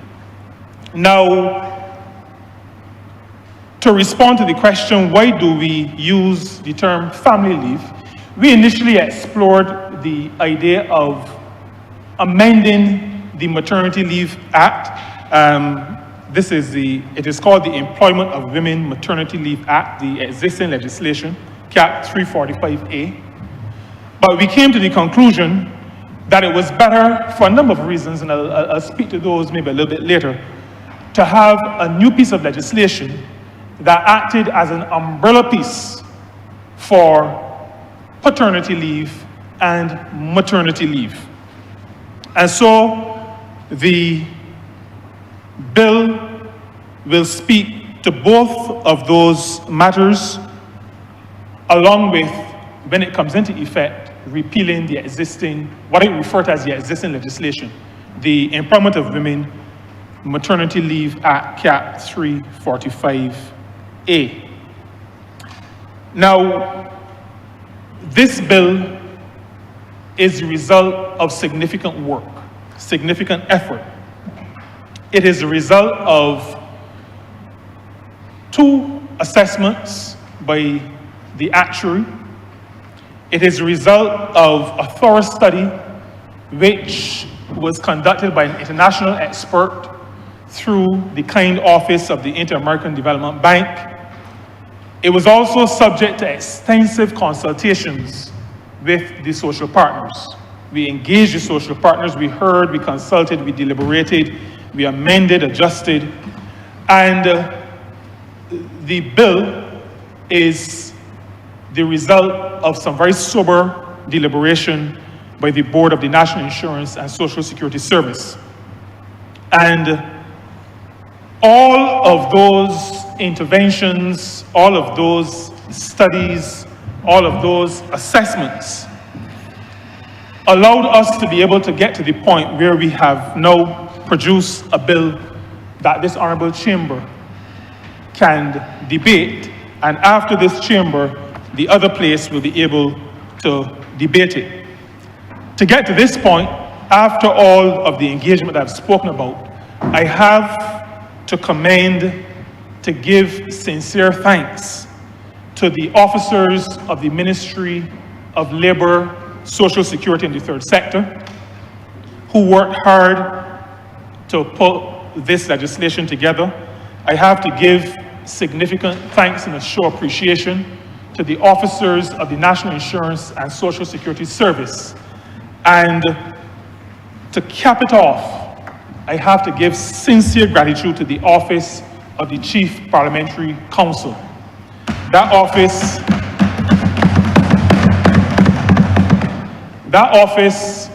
for us as policymakers, Mr. Speaker, is a significantly important office. And I don't think that we can thank them enough. This government has been hard at work for over 7 years. And because we've been so hard at work for over 7 years, the Office of the Chief Parliamentary Counsel has been at full throttle for that entirety of time, for over 7.5 years. They've been working before, but we have been kind of stepping on the gas a little bit. And so I thank the Office of the Chief Parliamentary Counsel for their work in pulling all of this together, engaging with us, being patient with us, particularly those of us who are non-attorneys, explaining to us, we explaining to them. We are thankful. Now, the foundation of this bill, Mr. Speaker, is twofold. Firstly, this bill seeks to strengthen families in this country. It seeks to strengthen the family unit. It seeks to strengthen the ability of parents to bond with their children. This bill also seeks fundamentally and philosophically to have fathers, to provide fathers with a greater ability to take care of children, to share in the care work that is part of the raising of children, particularly in those early months of the child's life. That care work, Mr. Speaker, has often fallen, sometimes almost exclusively, on the mothers of our children. And fathers have for some time been asking to be a part of that process. And I'm not talking about asking to get involved, but to be allowed from a statutory perspective to have some time to be able to engage in the raising of their children, and partnering with the mothers of their children to carry out the work that is necessary, that care work that is so important. So the idea of parental equality is bound up in the foundation of the bill that we debate today. This bill also reflects government's human-centered approach to national development. And Mr. Speaker, I do not want us to overlook this. This government at all stages, and we've heard it in the statement just delivered by the Honourable Member for St. James North. We know of the engagement, people's assemblies, we know of ideas fora, we know of all these situations where government has engaged with people, because we believe that policy has to come out of real needs. We believe that policy, good policy, has to address the needs of the people of this country. And so our policies, and those policies when reflected in legislation, are policies that are people-centered or human-centered. We believe that people must be first. People must be involved. Some of the societal challenges that we see around us have some relationship to the family dynamic that exists in our country.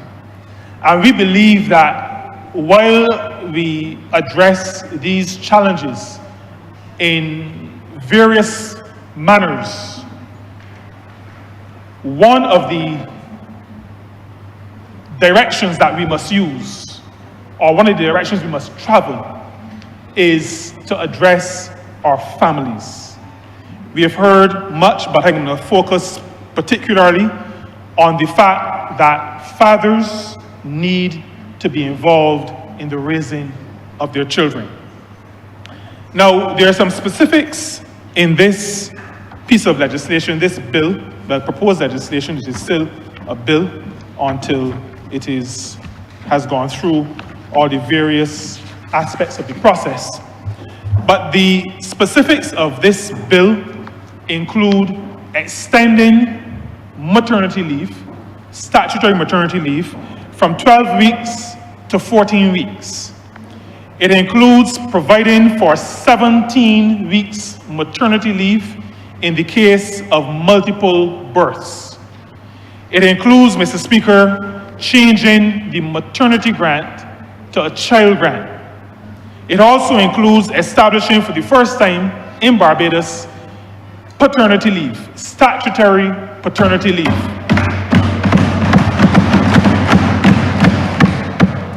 It allows, Mr. Speaker, for extended leave for the father in the unfortunate situation where the mother dies either in childbirth or very soon after childbirth.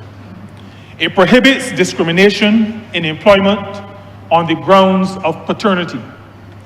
It also continues, and this is something that was included in the maternity leave legislation, what we call the maternity leave legislation, that 6 weeks for sick leave in situations where the physician determines that there is an illness related to or caused by the pregnancy. Pregnancy is not an illness, but sometimes illnesses are brought on by pregnancy, and there is that 6 weeks that will continue to be allowed to the mother if there is illness related to the pregnancy. We've also, Mr. Speaker, removed the restriction of 3 confinements per employer. And we have also made, we've made an amendment to what we consider to have been an anomaly, maybe a mistake, where maternity benefits were based only on contributions and not contributions and credits. Now, I'll speak to these in some detail.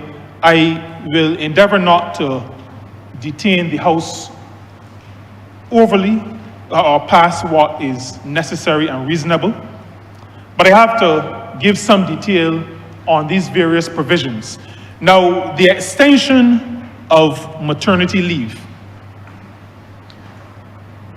I speak to this, And some may believe that some of what I will say is obvious, but if you've lived as long as I have lived, and given that you have lived longer, Mr. Speaker, than I have lived, you marginally? Oh, I thought it was significantly. Sorry, I was guessing based on the color of the hair. But we realize, and even in your practice, Mr. Speaker, your practice now and your practice before your current practice, we realize that there are a number of these things that we take for granted that are not as obvious as we think they are. Maternity is a period of physical and psychological stress. Physical and psychological stress on the mother of what will become a baby and a youngster and a kindergarten and a person who goes through from kindergarten to grade 13 as we will go. 14 weeks has been considered for some time as the international standard for the minimum period of maternity leave. And so from 1980, I believe, no, not 1980, I think it was maybe 2000, when the International Labour Organization adopted Convention 183, and that set out 14 weeks as the minimum for maternity leave. Now, that standard was not arbitrarily set. I happen to have some understanding of how conventions are developed, having been involved in developing one of them, at least myself. And the development of a convention like this would have gone through the process of a technical meeting, a meeting of experts, before it got to the point where there was the actual conference committee that met over 2 years to come up with this. And so that deliberation benefited from expert input, but it also importantly benefited from the involvement not just of government representatives, but of worker representatives and of employer representatives. And so that 14 weeks, Barbados, unfortunately, over the years, had not met that standard. The Employment of Women Maternity Leave Act is a 1976 piece of legislation, but we had not reached that minimum provision. And we believe, Mr. Speaker, this government believes that this is the time for us to move from 12 weeks to 14 weeks. That period of time and the extension allows for the recovery of a woman's both body and mind with respect to having carried a child, having given birth to a child. That time is necessary. The time is also necessary to bond with the child. I have heard, and I'm sure you have as well, Mr. Speaker, mothers bemoaning that they soon have to go back out to work. That connection. And so the recognition that we need to give more time, the recognition that we need to do it within the ability of the National Insurance Scheme to be able to handle it, we have made that decision to extend maternity leave. I will also say to you, and this I only found out about in the lead up to the birth of my own children, having gone to some classes. I actually forget the name of the classes, but no, they weren't antenatal. It has some other name. But I found out, I heard for the first time the term postpartum, and those fathers who were in that class were told to prepare themselves physically and psychologically for postpartum. And I found out then that postpartum depression is a real thing. All of these factors, Mr. Speaker, say to us that additional time is needed for women, mothers, to be able to handle the stresses of pregnancy and of childbirth, and all that is wrapped up in delivering and that initial bonding with the children. Now, situations of multiple births is one that we also had to consider. We have heard representation from women and organizations that multiple births present a particular challenge for mothers. And you know, many years ago, I was in Miami, in a place where you used to hear more Bajans than Americans. That place called Hialeah. And so I know there were two hotels that we used to stay at. One was Park Plaza, I don't remember the other one. But I went into the mall that was always full of Bajans, Westland Mall, and I saw a mother with twin strollers. And at one point, it felt like bedlam broke out. Both children were screaming. Now, apparently they were both hungry. And I saw the mother. I really empathized with her. I saw the mother attend to one, and the other one is screaming. And when she had gone to a certain point, she attended to the other. And it seemed as though the first one started to scream again. And I thought, up to that point, I had told myself that if I got children, I would want to have twins, because my father was one of a twin. After that experience, and that was just seeing something happening, that went completely from my consideration. Not that it had anything to do with what would have happened, but the desire went completely from me. It is necessary for women, mothers, in situations of multiple births, to have additional time. It is additionally stressful to give birth to twins, triplets, quadruplets, multiple births, and so this government in this bill will be allowing statutorily for 17 weeks of maternity leave in cases where a mother gives birth to more than one child.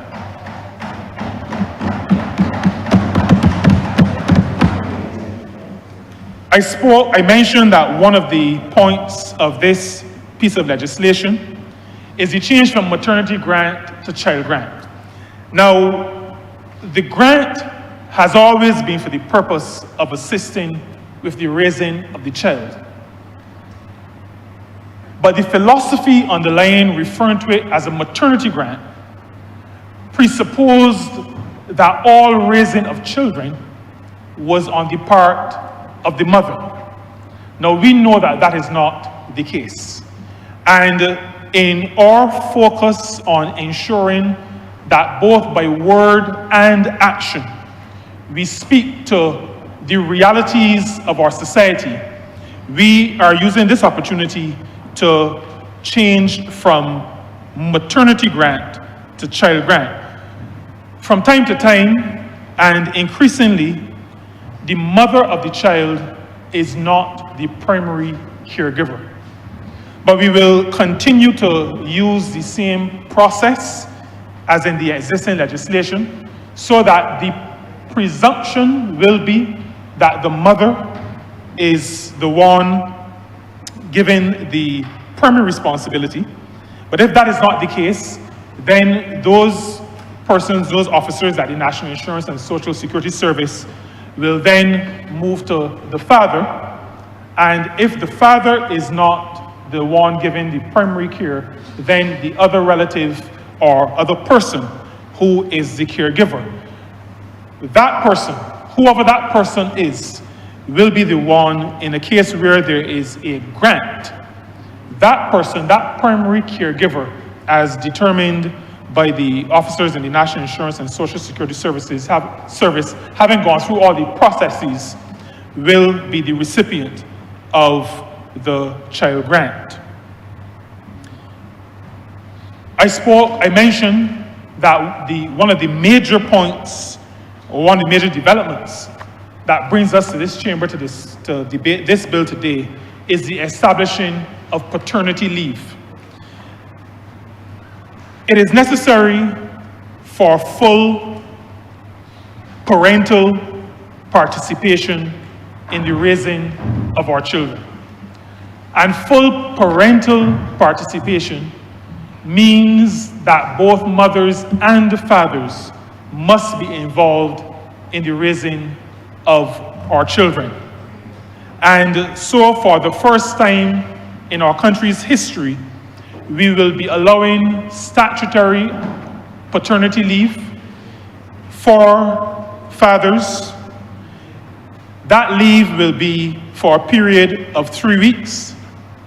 We would have been happy to have had a longer period for paternity leave, but paternity leave and all benefits arising from the National Insurance the National Insurance Scheme, or those funds managed by the National Insurance and Social Security Service, must be affordable.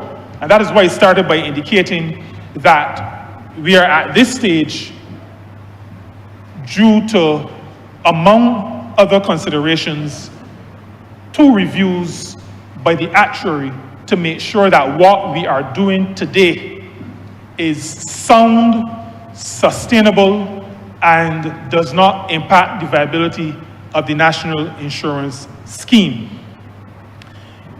The paternity leave, Mr. Speaker, those 3 weeks must be taken in the early months of a child's life. The bill that we have before us allows for all 3 weeks to be taken in the first 3 months, or it can be divided where 2 weeks are taken, no less than 2 weeks are taken in the first 3 months, and that final week must be taken before the end of 6 months. So all of the leave must be taken within the first 6 months of the child's life. Those early months are important for the child. Those early months are important for the mother of the child. And so for the twin reasons of allowing a father to participate in the care of the child and bond with the child, as well as sharing the responsibility and sharing the load that falls to the mother, those reasons have caused us to say that this leave must be taken in those critical early months. Paternity leave, and I said this at Pool Woods on May Day, and I say this to all the men. It probably does not relate to you so much, Mr. Speaker, or me, but there may still be some of us who need to hear this. Paternity leave is not vacation. Paternity leave is not 3 weeks vacation. Paternity leave is to allow for full involvement. Not involvement when you come home from work. It is to allow for full involvement of fathers in the raising and rearing of their children and bonding with their children. It is also for full participation with the mother of the child in the work that is involved in caring for a newborn. Sometimes there's the unfortunate development where a mother dies in childbirth or immediately after childbirth. And those times, Mr. Speaker, are devastating, and I can only say that based on having heard just a couple of people speak about their own experience. Traumatic, psychologically weakening, but this bill allows that if that unfortunate situation arises, then the paternity leave will be extended by 3 weeks, an additional 3 weeks if in the unfortunate situation of the death of the mother becomes a reality. That leave will be extended for the father. The qualifications for maternity leave and paternity leave we have left relatively standard in terms of what is necessary in terms of informing the employer, demonstrating the fact that the person is the father. We have left those basically intact from the existing legislation. Allow me at this point, Mr. Speaker, as I address the matter of paternity leave, to applaud the trade union movement in Barbados. And I know that particularly the Barbados Workers Union for probably more than 20 years has been advocating for paternity leave at the statutory level. And we know that because for maybe that length of time, there has been, in some collective agreements, the establishing of paternity leave. And so even before government has gotten to the place where it has established or is intending to establish paternity leave statutorily, there are some organizations, some employers who, through the advocacy of the trade union movement, and I'm aware of the Barbados Workers Union in particular, have been able to have paternity leave included in collective agreements. We applaud employers as well who have moved ahead with granting paternity leave. And I remember very early in my tenure as minister responsible for labor, an employer approached me. We actually set up a meeting at the ministry, and that employer encouraged us to move toward establishing paternity leave statutorily. And that employer approached me and we had the discussion. That employer did not write to the newspaper to say that he supported strongly paternity leave, but that there was nothing in the legislation, there was no bill. That employer did not take that route. That employer actually approached us and we were able to discuss. And I applaud the employers who, even without having paternity leave on the law books, have gone ahead and implemented it, included it, working with their trade unions, included it in the collective agreements. We've also, Mr. Speaker, in this piece of legislation, made sure that paternity cannot be discriminated against in employment. So you will find both within the substantive bill as well as in the consequential amendments reference to the fact that paternity will not, you cannot use, an employer cannot use paternity as grounds for discrimination. So it is included in the Act, and it is now listed in the, it will now be listed, but not now, once we go through the process, it will be listed in the Employment Prevention of Discrimination Act as one of those prohibited grounds. And discrimination is bad however you look at it. And as we speak to parental equality, the same protections that a mother will have with respect to maternity, a father must have with respect to paternity. And so paternity cannot be discriminated, a man cannot be discriminated against because of paternity. I mentioned earlier that the matter of sickness related to pregnancy is maintained, the allowance for 6 weeks, up to 6 weeks, if a physician determines that there is an illness. Again, sometimes we believe that these things are obvious, but only when there is experience. I did not realize when I was a teenager and a young man how much hypertension comes as a result of pregnancy. I did not realize how much, I'm not sure if it's called diabetes, but elevated blood sugar happens as a result sometimes of pregnancy. There are various illnesses that attend a very natural process. And again, it speaks to the psychological and physical stresses that are a part of pregnancy. And that is the reason why there must be involvement on the part of fathers, and there must continue to be the recognition that there will be, from time to time, illness that results from the pregnancy, and the mother must not be forced to take some of the maternity leave to deal with those situations.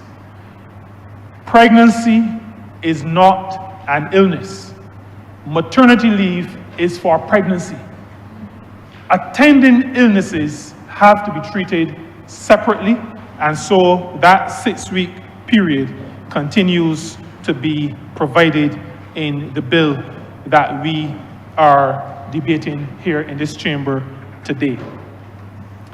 The matter of restriction of confinements. Now, Mr. Speaker, this restriction is definitely not in keeping with government's attempt to address our demographic challenges.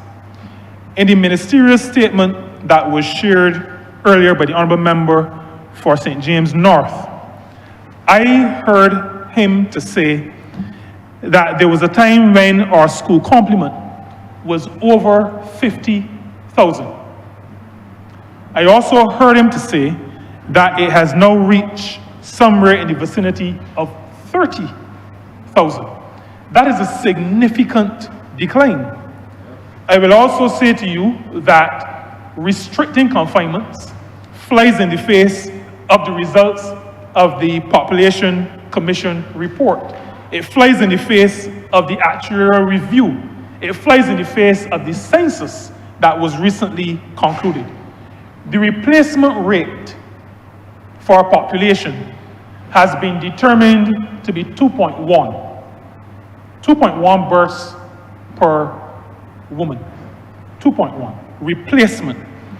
Our birth rate is 1.7. Estimated at 1.7. We've also been made aware, and I share that in this honorable chamber in the discussion when we piloted the revitalization measures for the National Insurance and Social Security Service.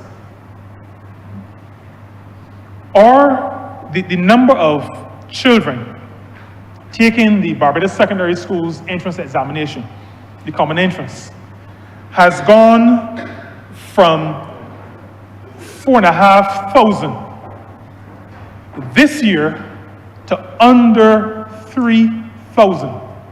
That's a reduction of 33% in a couple of decades. Mr. Speaker, we have demographic challenges, and having this restriction is counterintuitive in the kind of situation that Barbados finds itself. Now, removing the restriction will not in and of itself address the demographic challenge. But as a government, we believe that our policies, our legislation must be coherent. And if we are speaking to raising our population, we are now estimated to be less than 270,000. At a time when we've been telling people that, well, we are approaching 300,000, we used to be 250 many, many decades ago, and we would tell people, well, we are probably 280, 290, to find out that our population is less than 270,000, told the country that we have a challenge. We know that addressing the challenge will have to be multi-pronged. We cannot, while addressing that challenge, be saying to our women folk, only 3 confinements per employer. Now, I said we know that removing that restriction will not in and of itself see an increase in the birth rate, but it sends a signal, it says something. And for us as a government, all our pronouncements, all our policies, all our legislation must say something to our people. And so that restriction will be removed in this bill once it becomes law. Another matter addressed in this bill, Mr. Speaker, is the requirement that in order to receive the child grant, now a child grant is a benefit that is paid when a mother does not qualify for the leave and the benefit that comes with the leave. There is existing a requirement that in order to qualify for the child grant, that both parents must live together, because there's a combining of payments and contributions. That requirement, regardless of our views on family life, regardless of our views on family structures, that requirement penalizes the child. And Mr. Speaker, this government has been very clear on its views on children, that children are important in the development of our society. My neighbor in Parliament, the Honourable Member for St. Michael's South, piloted, and we now have as law, it has been the Child Protection Act, and that sent the signal of this government's focus. This government is focused on children, their development, and their protection. And so we are removing that stipulation because the stipulation goes against the interests of the child. No child should be penalized based on the choices of that child's parents. And in this bill, we are ensuring that a child is not penalized because of the choices of that child's parents, the choices that the parents make. And I thought that we needed to make that very, very clear. This piece of legislation has a strong focus on children. A country will only develop if its children are taken care of. The Honourable Member for Christchurch, West Central, often speaks to the fact that a nation is defined by how it treats its most vulnerable. He focuses quite a lot on those in the twilight of their years. I focus today on those who are at that very early stage of life, the dawn as he refers to it. And so we are focused on our children, and we are not going to disadvantage a child because of the child's parents' choices. Now, we are aware, and I think I have to say this, there are many cases of challenge in our families. Those who practice law, those who practice family law, those who work in the child care board and in our social services and in our family, the agency that we will, social empowerment agency, recognize that there are some significant challenges in our family structures. Our courts are sometimes filled with parents in significant disputes. There are challenges of support, there are challenges of custody, challenges of access to children. And this bill, Mr. Speaker, is brought to this chamber acknowledging those challenges, but recognizing that those challenges must not stop us from doing what is right by the children of our country. I will use, though, this opportunity to encourage parents, and I can only but encourage, to encourage parents to consider their children even when they themselves have differences, when there are disputes, even when their differences are irreconcilable. I encourage our parents, fathers and mothers, to consider their children.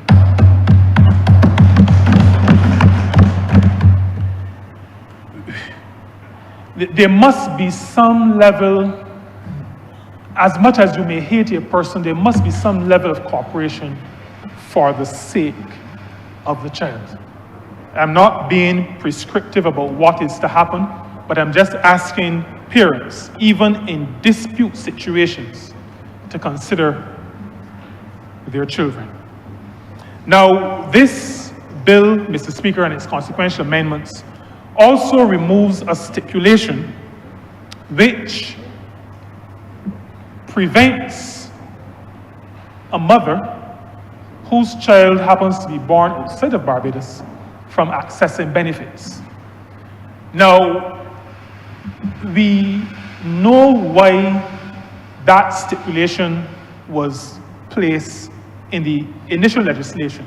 But what that restriction does is that it prevents a woman who goes abroad for holiday, pregnant, may either be delayed in the country or may have a birth, may give birth before she expects to give birth prematurely. That person then becomes technically unable to access the benefits. And so what this bill will do, and what the Act will do once the bill goes through the process, is that the Act will speak, the bill currently speaks to a mother who is ordinarily resident in Barbados, so that those situations where a mother is not living overseas, but has gone overseas and has given birth, is not prevented from accessing the benefit. So the wording will be a mother who is ordinarily resident in Barbados. We have also, Mr. Speaker, with respect to qualification for benefits. Now, there's an interesting thing, an interesting situation in the regulations. All benefits are based on contributions and credits. So let me explain a little bit what I mean when I say credits. Contributions are when funds are deducted and paid in, or for self-employed persons when you contribute your minimum of $1,200 per year. Those are contributions. A person who is on sick leave or employment injury leave will receive payments from the National Insurance Scheme. Those payments are referred to as credits. The person is not receiving an income from their employer or from their business if they're self-employed, but there is an amount being paid every week. Those payments are calculated generally the week's pay divided by 6 and paid for, I think, Monday to Saturday, 6 days. Maternity leave is the only short-term benefit that is not calculated using both contributions and credits. And in working through this, and I don't mean to be offensive, but it was said that the Maternity Leave Act must have been written by a man. It is the only benefit where credits, so if a woman, a mother, is on sick leave for some period before what is referred to as confinement and does not have enough contributions, even though she has credits for the sick leave, she will not be entitled to the benefit that is intended for her. And so this bill, part of what it will do when it becomes an act, is to ensure that maternity, the benefit that is associated with maternity leave, will be based on both contributions and credits. And so we are regularizing what I hope was an oversight in the preparation of the original legislation. Well, I shouldn't say the original, the base legislation, which is the Employment of Women Maternity Leave legislation. We had some representation made with respect to the confinement period. The current legislation speaks to 28 weeks. We, in our consultation, very extensive consultations, we have come to understand that that confinement period should be changed to 25 weeks because there has been, at various points in time, delivery at an earlier number of weeks, and there has been, and these words cause me some challenge sometimes when I hear talk about viability, but I think we know what that means, where the child lives. And so this bill will reduce that confinement period qualification from 28 weeks to 25 weeks, roughly 6 months.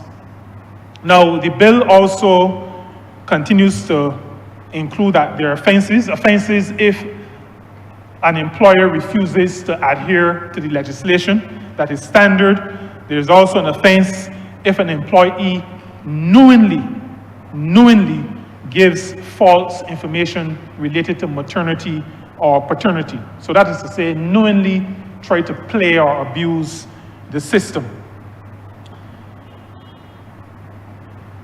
The proposed changes, Mr. Speaker, that I have shared with this honorable chamber represents an advancement of our social policy stance.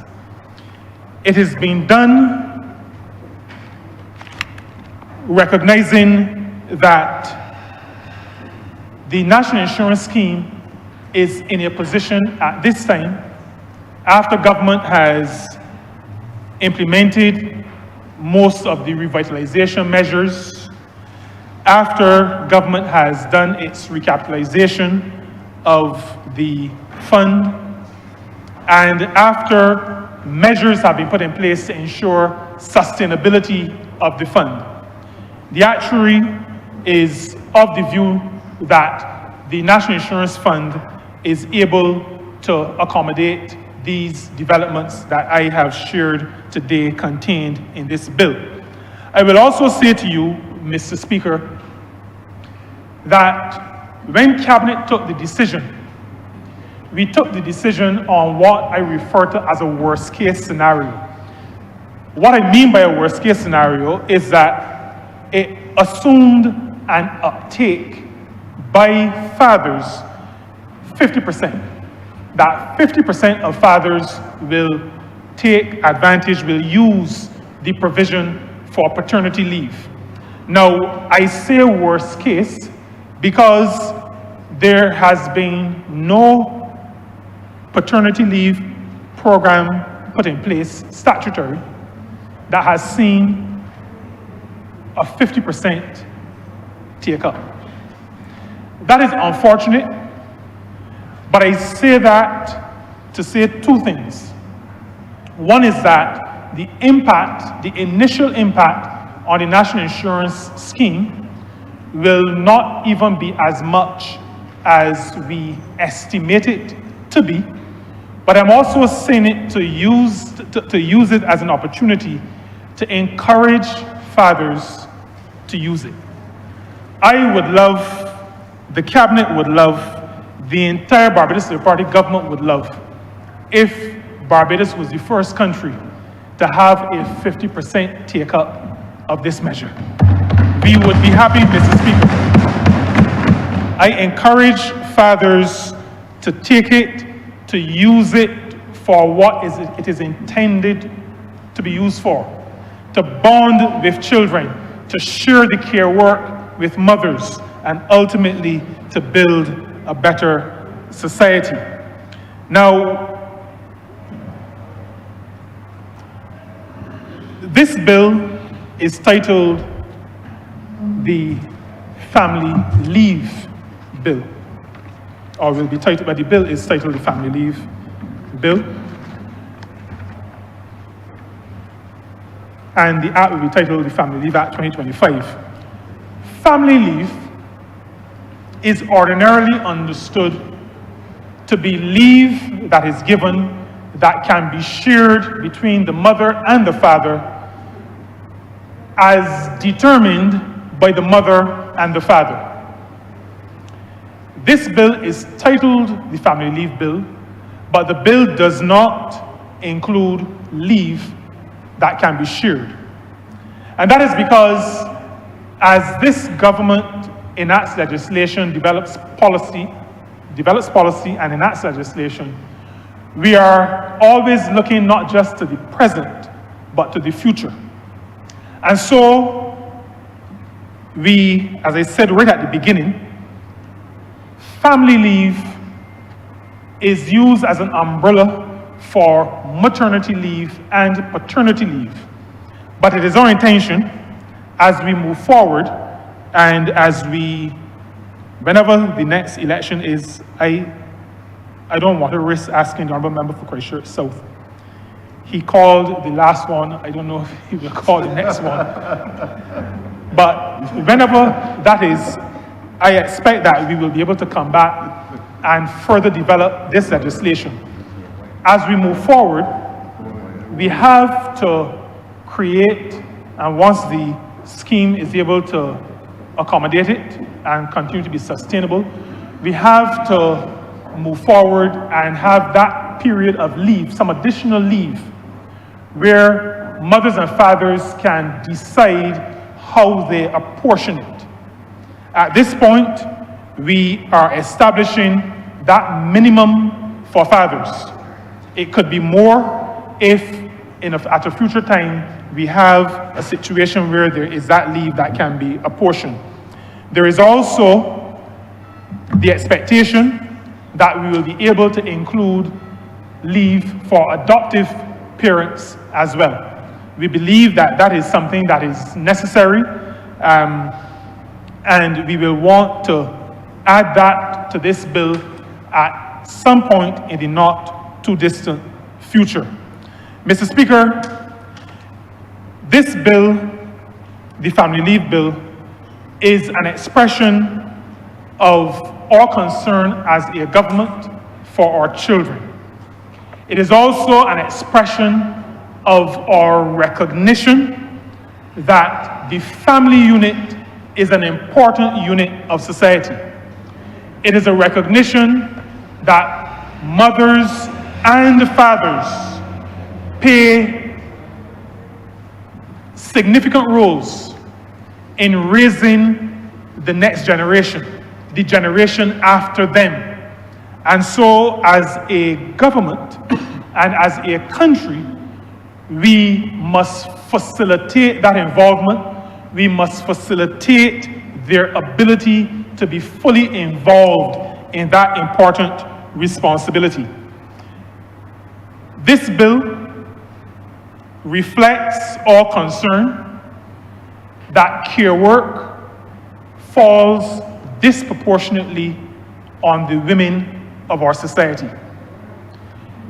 This bill reflects an understanding that while both biologically and maybe from a common sense perspective, a woman, a mother, will generally be a primary caregiver or the primary caregiver to a child, that there is significant room and actually a necessity for fathers to be involved in that care work of the child. It also reflects our understanding and our our recognition that the mother, even as primary caregiver, should be able to benefit from the sharing of care work. So I'm talking about the sharing of care work on its own, participation, but I'm also talking about the sharing of care work as it relates to taking some of the load off of the mother. It recognizes that true development, real development, genuine development of a country must include fathers and mothers, must include men and women. There must be a whole of society approach to development. This bill recognizes and seeks to put in place in this area that whole of society approach to allowing our society to grow, allowing it to be built, allowing all of our people to achieve. I am happy, Mr. Speaker, that at this stage in our country's development, we can continue along the road of emphasizing protection and production. We are all participants in the project of nation building. We are all participants in developing this nation. I'm happy that we have reached the stage where, for the first time in our nation's history, we can give this statutory provision, benefit of paternity leave, where we can extend maternity leave, where we can put into effect that democratic socialist consensus that we have been a part of over successive governments. Because I need to point out that the original legislation was legislation enacted under a Democratic Labour Party administration, and the continuation, deepening, expansion of it is taking place under a Barbados Labour Party administration. I say that to say that Barbados has benefited from that consensus, that democratic socialist consensus that seeks to build a society. All of us have agreed to it. All of us have, through our actions, demonstrated that we are committed to it. Today, this Barbados Labour Party says we support the development of our children, we support our women folk who become mothers, we support our men folk who become fathers. We believe that together we can build a just society, a society that looks after its children, a society that looks after the caregivers of our children, a society that builds based on the equality of all of us who reside here. And so, Mr. Speaker, with those few words, I have the honor of commending this bill to this honourable chamber and asking that it be read a second time. Thank you, Ferdinand.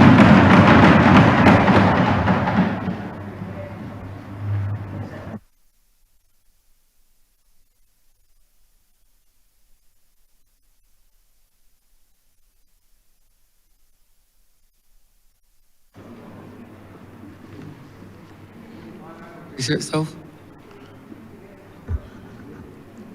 I'm obliged to you, sir.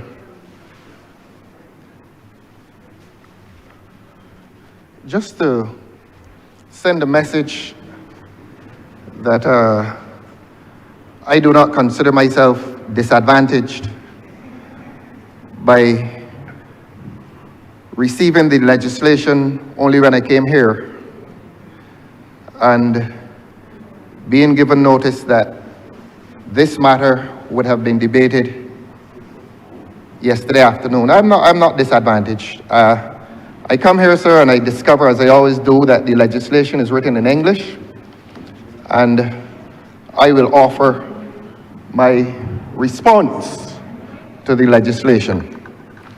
Now, this act today touches a number of issues. It touches the issue of sex, gender, and you will hear me say that sex and gender are not synonymous. It touches culture and it touches language. And of course, it touches the law. Now, just let me, by way of introduction, explain for the Honourable Chamber and for the people of Barbados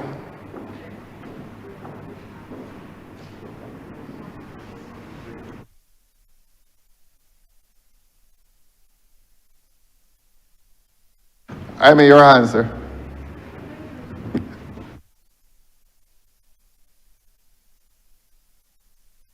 Continue, Honourable. I'm obliged to you, sir. Having begun as I did, I think I am duty-bound to say to our audience why I advance the argument that this legislation, though only extending itself over 26 pages, touches all those issues. And I repeat, the issues of sex, gender, culture, language, and the law. Now, it comes here today to tell the people of Barbados that whereas leave pursuant to pregnancy was available only to mothers, it is now extended to fathers. So we've had maternity leave in the past, and now we have paternity leave. And obviously the government intends to congratulate itself for that advance in the law. But we intend to objectively critique this legislation because there are portions of it which do invite some concern. But just to indicate that in a debate like this, we must tell our audience why this legislation is necessary today. I did say to you, Your Honor, that it touches the matter of gender. Now, a lot of people are not aware that, as I said earlier, and I'll say it now, gender and sex are not synonymous. Gender is socially ascribed, sex is biologically ascribed. So that when social scientists speak about gender issues, they're speaking of human beings who are spoken of according to a social ascription and not biological. Sex is biological, gender is socially ascribed. So we need to let the debate begin with agreement at that point. And this legislation is largely about both. This legislation is about gender and it is about sex. Now, how did this concept of gender emerge? Gender is rooted in matters of division of labor. And by that I mean, in earlier times, men were thought to be the ones capable to do certain jobs, and women were thought to be the ones who were capable only of doing certain other jobs. So that you had, for example, truck driving. You would not have found a lady driving a truck. And I remember well in the 1970s, I think it was, when the first female bus driver was employed by the Transport Board. That became an issue on the news. It was covered quite liberally on the news. And so that is how you stereotype the sexes, that one sex can do only certain jobs, and the other sex, certain other jobs are reserved for that sex. And you call those gender roles. In other words, while you have the jobs dividing themselves between the sexes, it is more about gender than it is about sex, because it is socially ascribed. The job of or rather the habit that says only a man can be a bus driver, that's socially ascribed until you discover that a woman can do the job. And so the issue of gender becomes neutralized when women begin to do these jobs. And the best expression of that, promoted even by Hollywood, you had movies and the doctors were always men and the nurses were always the women. And this question of nurses having to be women, that was a cultural conundrum which was exposed by the language male nurse. And for many years, people in Barbados used the term male nurse without recognizing, well, what is this that causes a nurse who is a man to be called a male nurse, as if it were some special category. Perhaps it may have been a special category only when they went to collect certain people to take them down to Black Rock. They used to send the men, you call them male nurses. But apart from that, the society could not understand how you would go to the Queen Elizabeth Hospital and there's a man there called a male nurse, when a male nurse really is a conundrum, a cultural conundrum exposed by this nomenclature of male nurse, which really means nothing. A man can be a nurse as well as a woman can also be a nurse. And so that is how this issue of sex and gender, that is how those issues collide with each other. And we come up with these stereotypes. And today's legislation will be, or examining today's legislation, will become an examination of those stereotypes of male and male roles and female roles. And the question as to if a mother is entitled to leave further to pregnancy, the legislators will need to explain why a man, although he doesn't physically deliver, why should he have leave? And of course, everyone agrees that as parents, equally in the process of child making, both parties should have that leave. Now,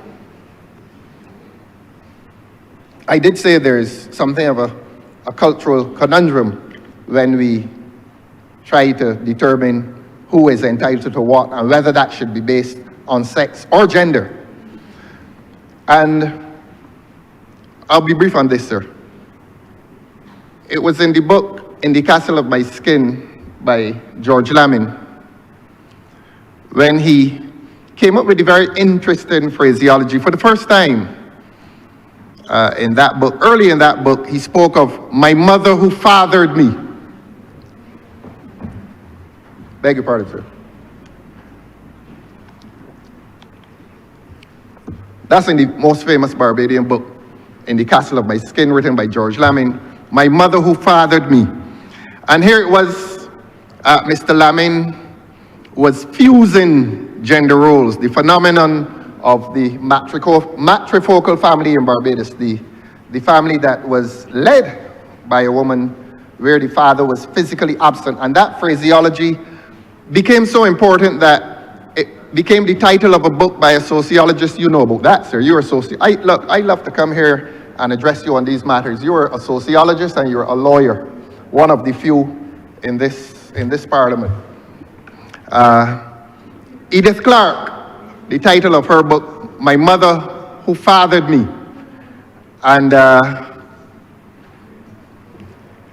that spoke to the fusion of roles, gender roles. Here we are again making the distinction and the important distinction between sex and gender. And here it is, you had the gender role fused within one sex, within the woman. So that illustrates the point that we are making. And in her book, Edith Clark identified the phenomenon of matrifocality within the Caribbean family. That I think it was about, you know, sir, it was about 70% of the families in Jamaica, certainly, and in the Caribbean, were led by women, dominated by women, in the absence of the father. And indeed, there are those who will tell you that even where a father was present, that the practical circumstances would indicate to men who do not mind that the real leaders in the house are women. A lot of men don't wish to admit that, but when one really examines parental and child relationships and parental vis-a-vis parental relationships, that quite often women take the lead and men are not to be offended by that. And so we come to the legislation. Having identified the issues of sex and gender and culture and language and stereotypes, we come to this legislation. And how do we relate this legislation, or how do we consider today's legislation in relation to those issues of sex and gender and culture and language and stereotypes, and indeed rights, interests, and entitlements of men and women in relation to this issue of pregnancy? That is where, Your Honor, I come to a portion of the Act with which I have some profound difficulty. Now, we are agreed that, and I think all of us will be agreed, that in a modern developing democracy, both men and women participate in pregnancy by definition. By definition, the beginning of the thing involves participation by both sexes. I didn't say genders, by both sexes. And I think this act concerns itself less with sex and more with gender, because again, we're coming down to roles. What is the man's role in relation to pregnancy? What is the woman's role in relation to pregnancy? All this is just an explanation as to the origins and the need for legislation. And so, let us, since this is legislation, and since legislation tends to either create rights or to prohibit acts, today's legislation is doing both.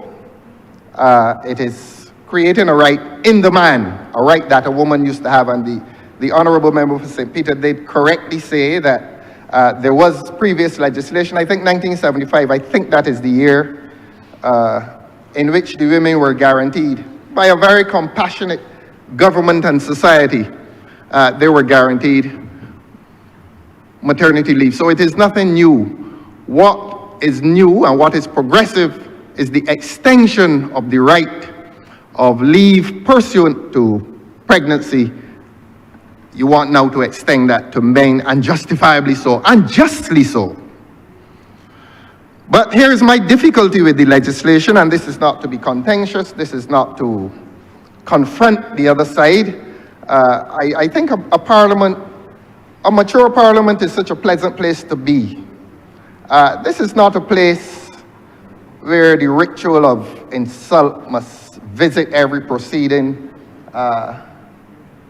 You know, let us contend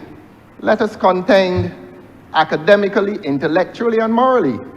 And we can come here, I can come here and criticize a piece of legislation without hearing all kinds of foolishness about myself. But this parliament is really not a place for gully bore. And this ritual of personal insult, let us press on like a mature parliament and discuss and debate legislation in a manner that advances this Parliament and advances the interests of this country, certainly in terms of legislation. I want to bring your attention, sir, to Section 4 of this Act. Section 4. And if I am wrong, and I have a right to be wrong, as do we all have rights to be wrong. If I am wrong, tell me I'm wrong. If one is right, take the legislation back to whoever approved it before it came here and let them do it properly, as they undertook to do last week Friday in the other legislation against which the people of this country are rebelling. But that's not the point today. This is the point today. We are discussing the extension of rights of leave to men and women, or rather to men pursuant to pregnancy. Here is what Section 4 of the legislation says. Permit me, sir. And this is under the rubric, grant of maternity leave to employees.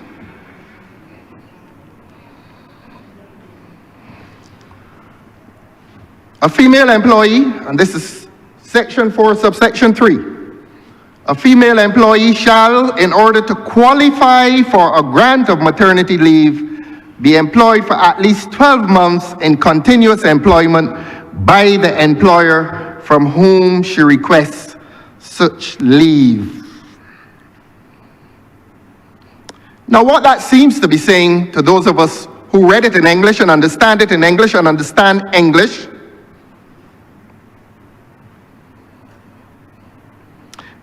is that you seem to have created the right to receive maternity leave.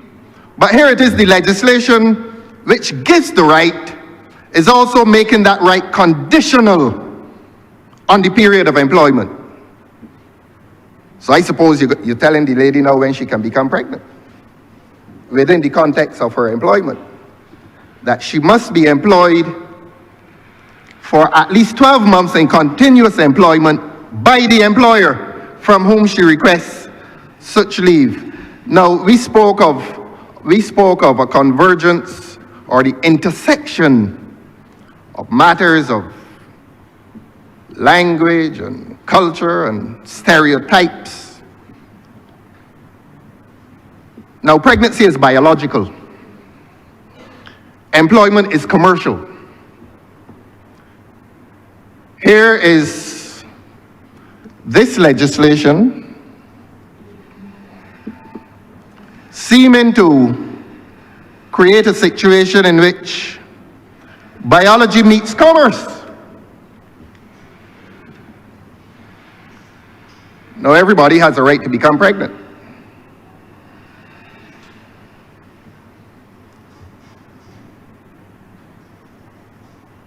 And everybody will have an opportunity for employment. But here's biology meeting commerce, and under this act, it seems that commerce will triumph.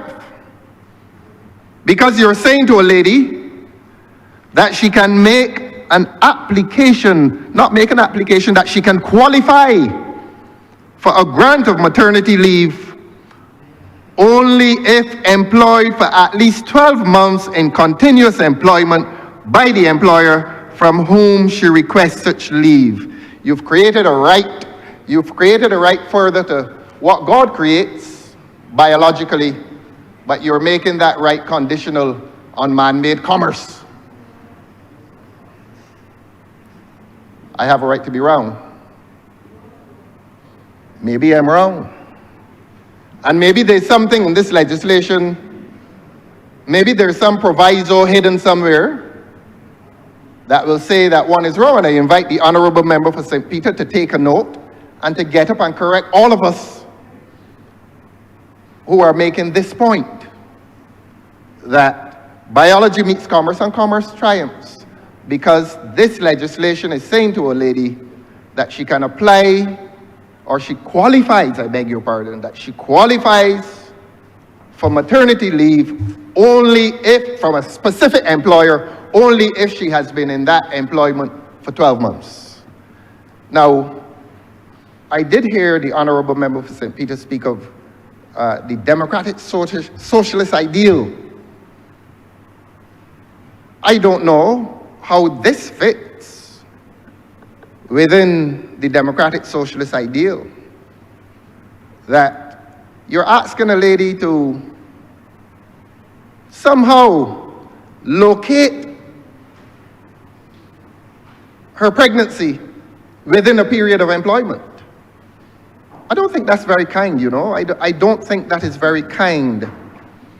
And if you thought, Your Honor, that it applied only to the lady, Section 5 pertaining to the man does the same thing. Section 5, subsection 5 says, under the rubric grant of paternity leave to employees, and in this event meaning male employees, and this is where you've extended the right to male employees, it says, Section 5, subsection 5, a male employee must, in order to qualify for a grant of paternity leave, be employed for at least 12 months in continuous employment by the employer from whom he requests such leave. Again, the same situation. In relation to the lady, you're saying to her she must have been in that employment for at least 12 months before she can qualify, before she can send in the request for maternity leave. I repeat, biology has met commerce and commerce triumphs. This may be a lady who could have had difficulty becoming pregnant. Maybe on the third pregnancy, moves into a new job. And simply because she has not been there for 12 months, you disqualify her from requesting maternity leave from that employer, because the request really is not between the employee and the government. It is between the employee and her private employer, the company with which she works. So that, and you know this, sir, issues of constitutionality don't arise. You know the state action doctrine, that constitutional rights may be breached only by the state and not by a private entity. Hopefully in the new Republican Constitution, when they find somebody to draft it, they will abolish the state action doctrine. But that's another issue, sir. The point here is that the legislation, while intending, and perhaps the intent is noble, but I invite the Honourable Member for St. Peter, who says that he is a democratic socialist and that he is part of the democratic socialist consensus between the parties. I invite him, unless I'm really wrong, unless I've read something wrong, I invite him to revisit that and not to make a request for maternity leave conditional on a period of employment. As I said, the Honourable Member spoke of previous legislation in which he conjectures that a man may have written it, and therefore he comes with a sense of conscientiousness and compassion. Well, with that same sense of conscientiousness and compassion, I would invite the Honourable Member for St. Peter to revisit the draftsman, revisit his advisors, revisit those who shape and formulate social policy, to consider that that provision within the legislation may be a fairly unkind provision as it pertains to women, and certainly as it pertains to men. If we are going to be boasting about how the law is advancing to treat men equally as it does women in circumstances of pregnancy, please, Your Honor, I ask through you, the Honourable Member for St. Peter, to reconsider the legislation and the full extent of the legislation. As I said, they gave it to me only I got it after I came here. So that while I was hearing the first speaker this morning, I was here reading it and preparing my response. But I'm not disadvantaged, I'm not complaining. It's all written in English. And every week that I come here and they fail to give me adequate notice, certainly as to the content of the legislation, and where they continue to give me inadequate notice as to what will be debated in here, the one good thing they're doing, sir, they're writing it in English. And you, they're reading it in English, and I read it in English, and I understand it. So I invite the Honourable Member for St. Peter, who has had the legislation in his hands for a long time.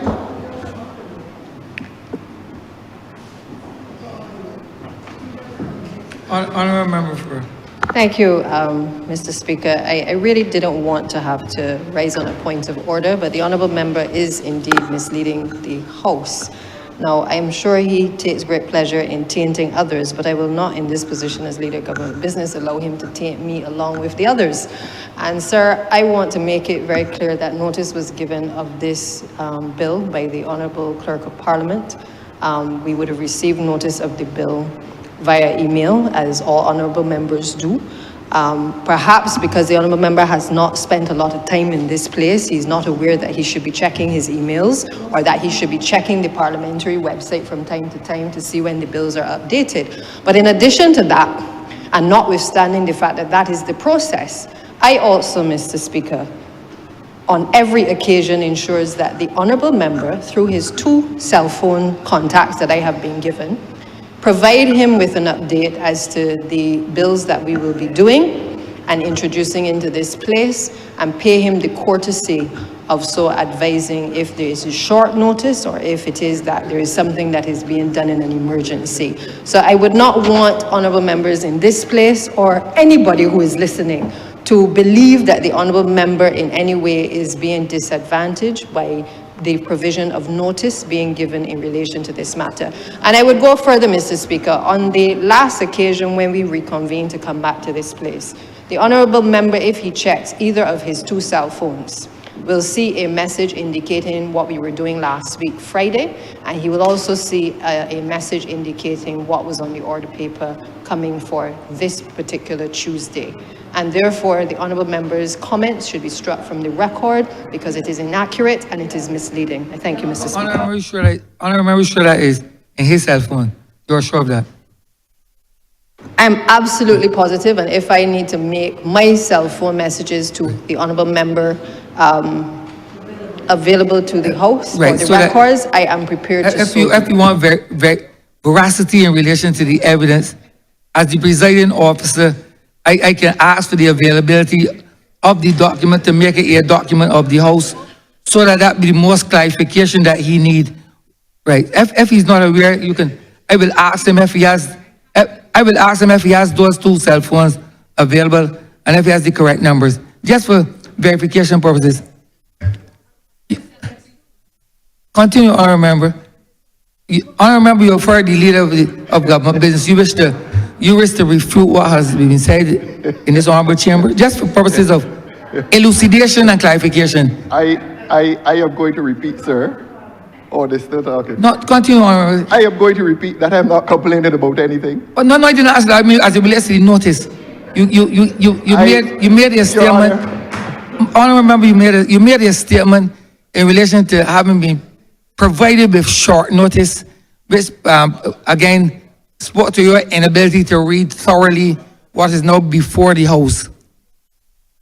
Is the honourable member correct in saying that she would have provided you with the requisite notice via your cell phones, sir? When I began, I said I was not complaining about anything. And I also will add to that, I am not complaining about anything.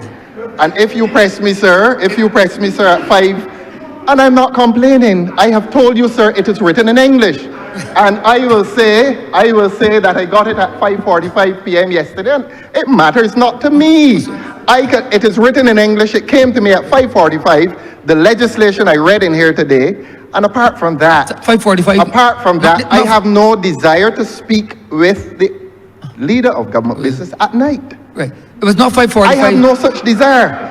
So let us press on. Honourable member, it was 5:45 p.m. Honourable member for Christchurch, it was 5:45 p.m. or 5:45 a.m. this morning. Just for clarification. I don't intend to make my private cell phone any document to the House. I got this message.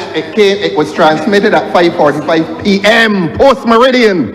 And I am not complaining. Mr. Speaker, the honourable member, if he casts his mind to his emails, he will also see that the honourable House would have emailed him the copy of the bill, as it did all other honourable members. I believe that is at yesterday afternoon at 2:45 p.m.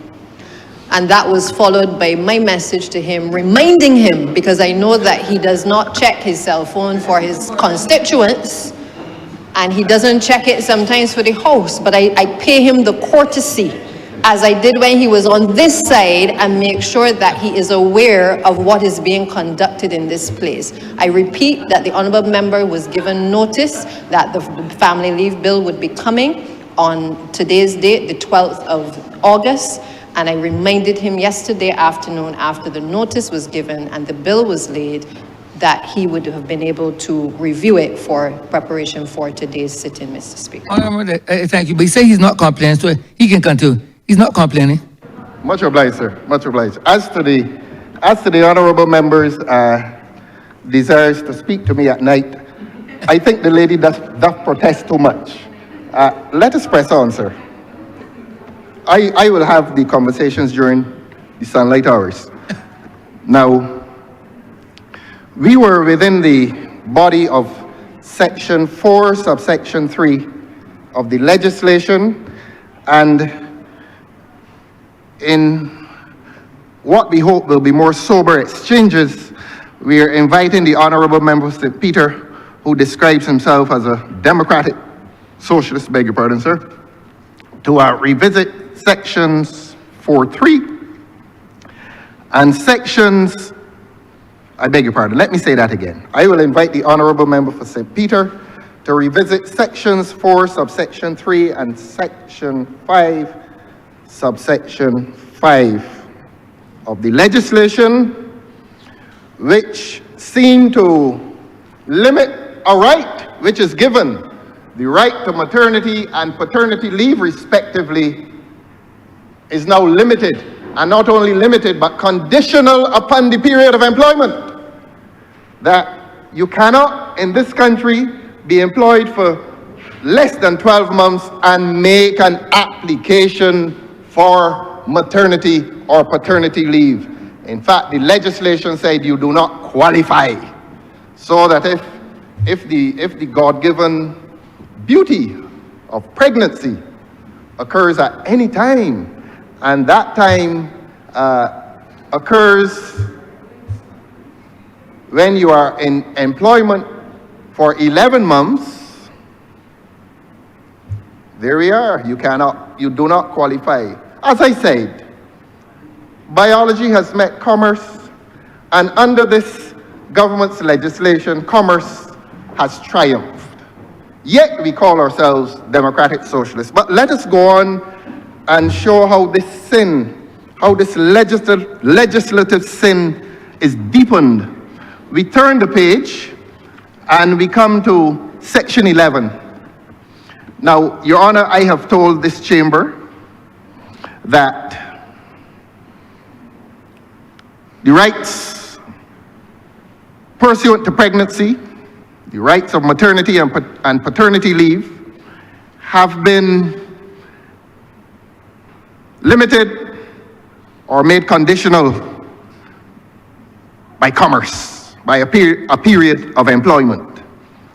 But the legislation does not only impose a civil limit, the legislation becomes criminal.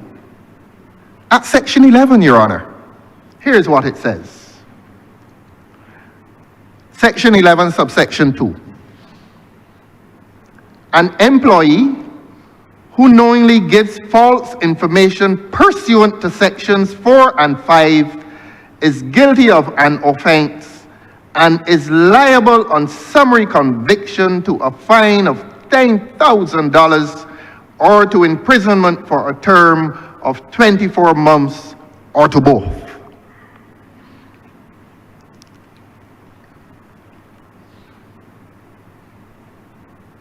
The pregnant lady can go to prison.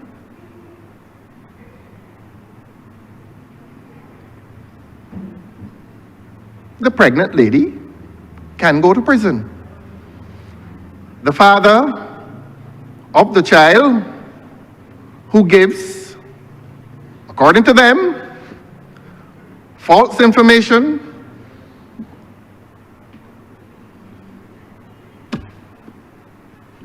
pertaining to the time of pregnancy can go to prison or be fined or both. So that this is where the legislation makes its descent. Here we are speaking of the nobility of pregnancy and the right to have that pregnancy treated with dignity and respect. But, as I said, and I repeat, and it is worthy of repetition, the right becomes conditional on commerce. Pregnancy now relates itself to a period of a contract of employment, and pregnancy loses. But that is civil. That is a civil exchange. That is the civil law. Here's the criminal law now intervening into that set of circumstances. And the criminal law is saying at Section 11 that where false information is given, and obviously that false information, according to what this act says, would have been given by the father or the mother. And who intervenes? The police. Because this relationship now becomes a criminal offense. What's the criminal law doing here? That a person is trying to receive a benefit. A person is trying to receive a benefit. Further to God's intervention into their lives to give them the gift of life.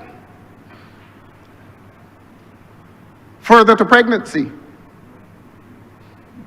And here is that beautiful set of human circumstances descending into an abyss of criminal conduct. How does this become possible? How does this become criminal conduct? How does the gift of life, the beauty of sex and pregnancy become reduced to Section 11? What is the business of Section 11 in this? What is the business of the police in this arrangement? Is this right? How did it reach this point, Your Honor? Can one seriously contemplate, as the Honourable Member for St. Peter says,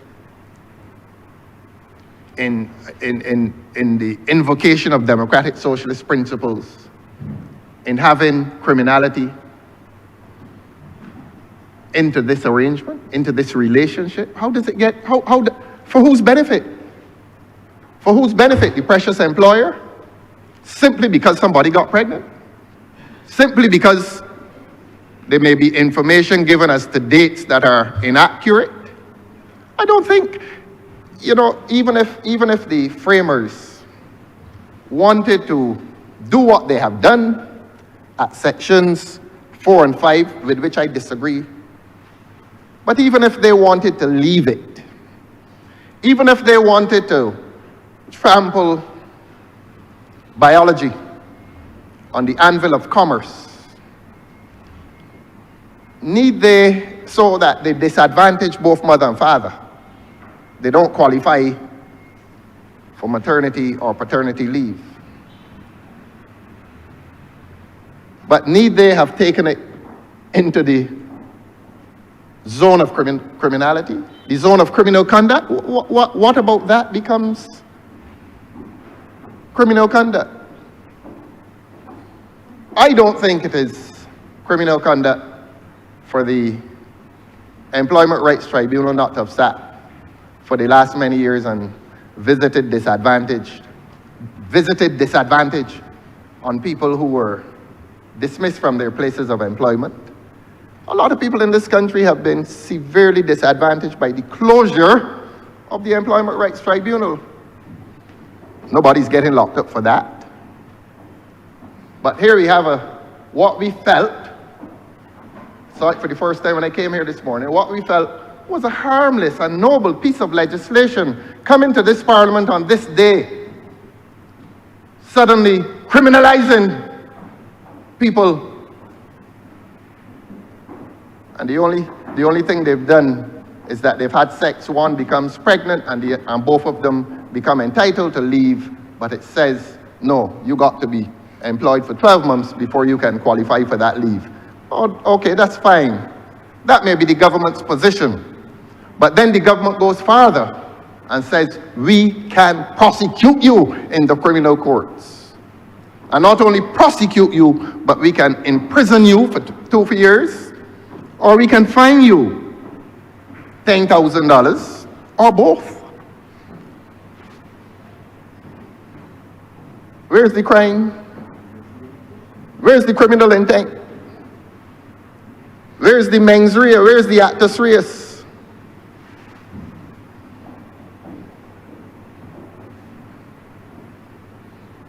I don't understand it, sir. So that I am willing to be told by the Honourable Member for St. Peter that there has been some grave error of interpretation, and that there is something in this legislation which negates Section 4, subsection 3, Section 5, subsection 5, and Section 11, subsection 2. I am willing to hear, but I am not seeing it. But even seeing the legislation here this morning for the first time, I hope that I've read it entirely. And I hope, for the sake of the virtue of our common humanity, that there is something that elevates this terrible dilemma that confronts pregnancy and the right to paternity leave. I hope there's something that elevates these sections from the abyss of inhumanity. And so, Your Honor, while ordinarily we remain supportive of the extension of the right of leave pursuant to pregnancy, we support, of course, maternity leave, and we support paternity leave. We cannot support a provision that makes that right conditional upon a commercial or contractual relationship. And we certainly cannot and will not and must not support the criminalization of the exchange of information between a poor and hapless applicant for leave, where it is said that the information given is false. I think Mary and Joseph were penalized. They were penalized.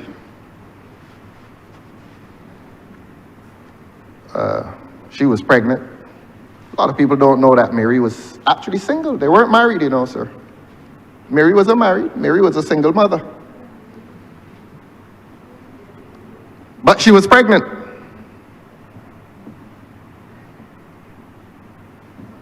And it was the most beautiful pregnancy for Christians all over the world, ever. And that's why every December we pause in our labors, no pun intended, to acknowledge it. But Mary was single and pregnant, and she received the punishment of exclusion from the comfort of the inner chambers. This legislation today goes somewhat farther. Not only is the lady punished with disqualification for maternity leave, but she's criminalized. So she can be prosecuted, fined, and confined to prison. I humbly and respectfully ask the Honourable Member for St. Peter to revisit this legislation. If this government is at all conscientious and compassionate, if this government is at all humble enough to recognize this error and assuming that it is an error, and if it is not an error, I am humble enough to withdraw from the position that I take. And perhaps there is something in the act which makes erroneous what I am submitting. Perhaps there is. But in the event that there is not, this government must now face its public. And this government must say to its public that while it is boasting in democratic socialist tradition of having extended the right of leave pursuant to pregnancy to men, this government must now explain to men, and indeed to women, why when the relationship occurs between biology and commerce, why must commerce be the victor? And if that is a part of the government's tradition, well, so be it. I mean, we all have our philosophical positions on matters, except that the Honourable Member for St. Peter says that the government is part of a democratic socialist tradition. Maybe this is not democratic socialist. For those of us who understand a little about democratic socialism, this certainly is not democratic socialism. And I will conclude by asking the honourable member if he chooses to leave Section 4.3 and Section 5.5 in the legislation, please have enough of a conscience to remove the element of criminality from a situation in which the beauty of pregnancy and the virtue of life is contained within this legislation. I see no reason to leave it. Really, I see no reason to leave it. I certainly see no reason to leave Section 11 in this legislation. I repeat, I told the story of Mary and Joseph. No greater historical account in virtue and humility. Similarly, as in this situation, a lady just gets a job, a man just gets a job. The lady becomes pregnant by that man, and that lady are bound by legislation which disqualifies them from maternity and paternity leave simply because they have not worked for a period of 12 months. And I'm going to read it to be certain.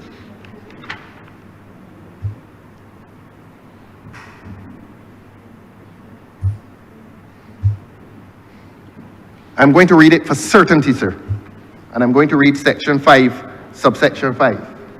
A male employee must, in order to qualify for a grant of paternity leave, be employed for at least 12 months in continuous employment by the employer from whom he requests such leave.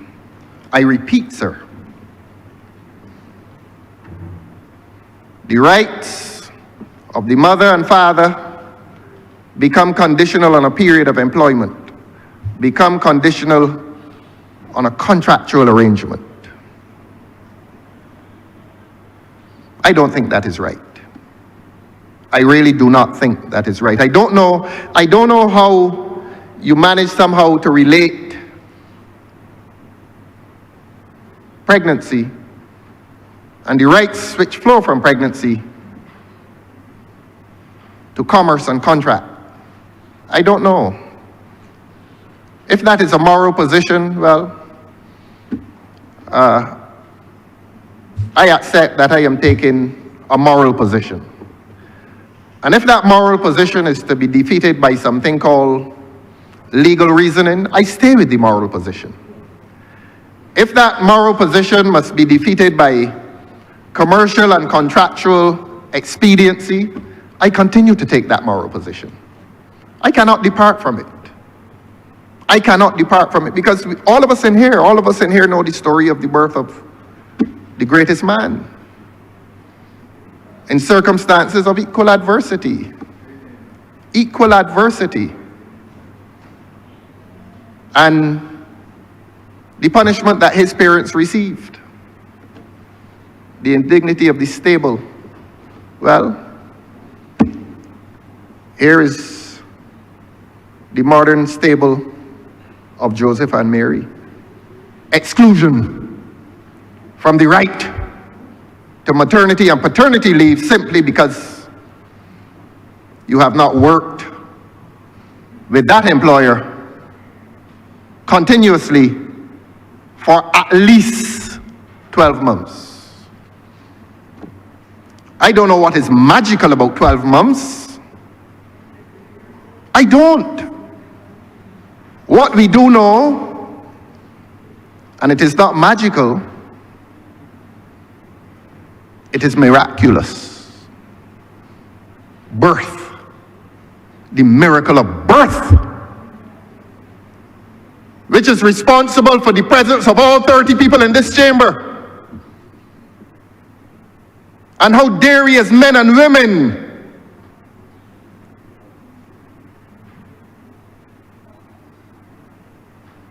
who are the products of that miracle called birth condemn a man and a woman to a denial of maternity and paternity leave when we claim that we are doing it.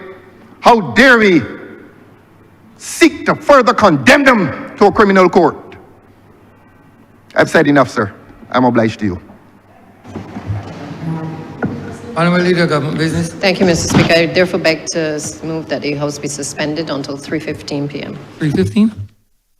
The question is that this honourable chamber be suspended until 3:15 p.m. All those honourable members in favour, please say aye. Those against, please say no. Meeting the ayes have it. This honourable chamber stands suspended until 3:15 p.m.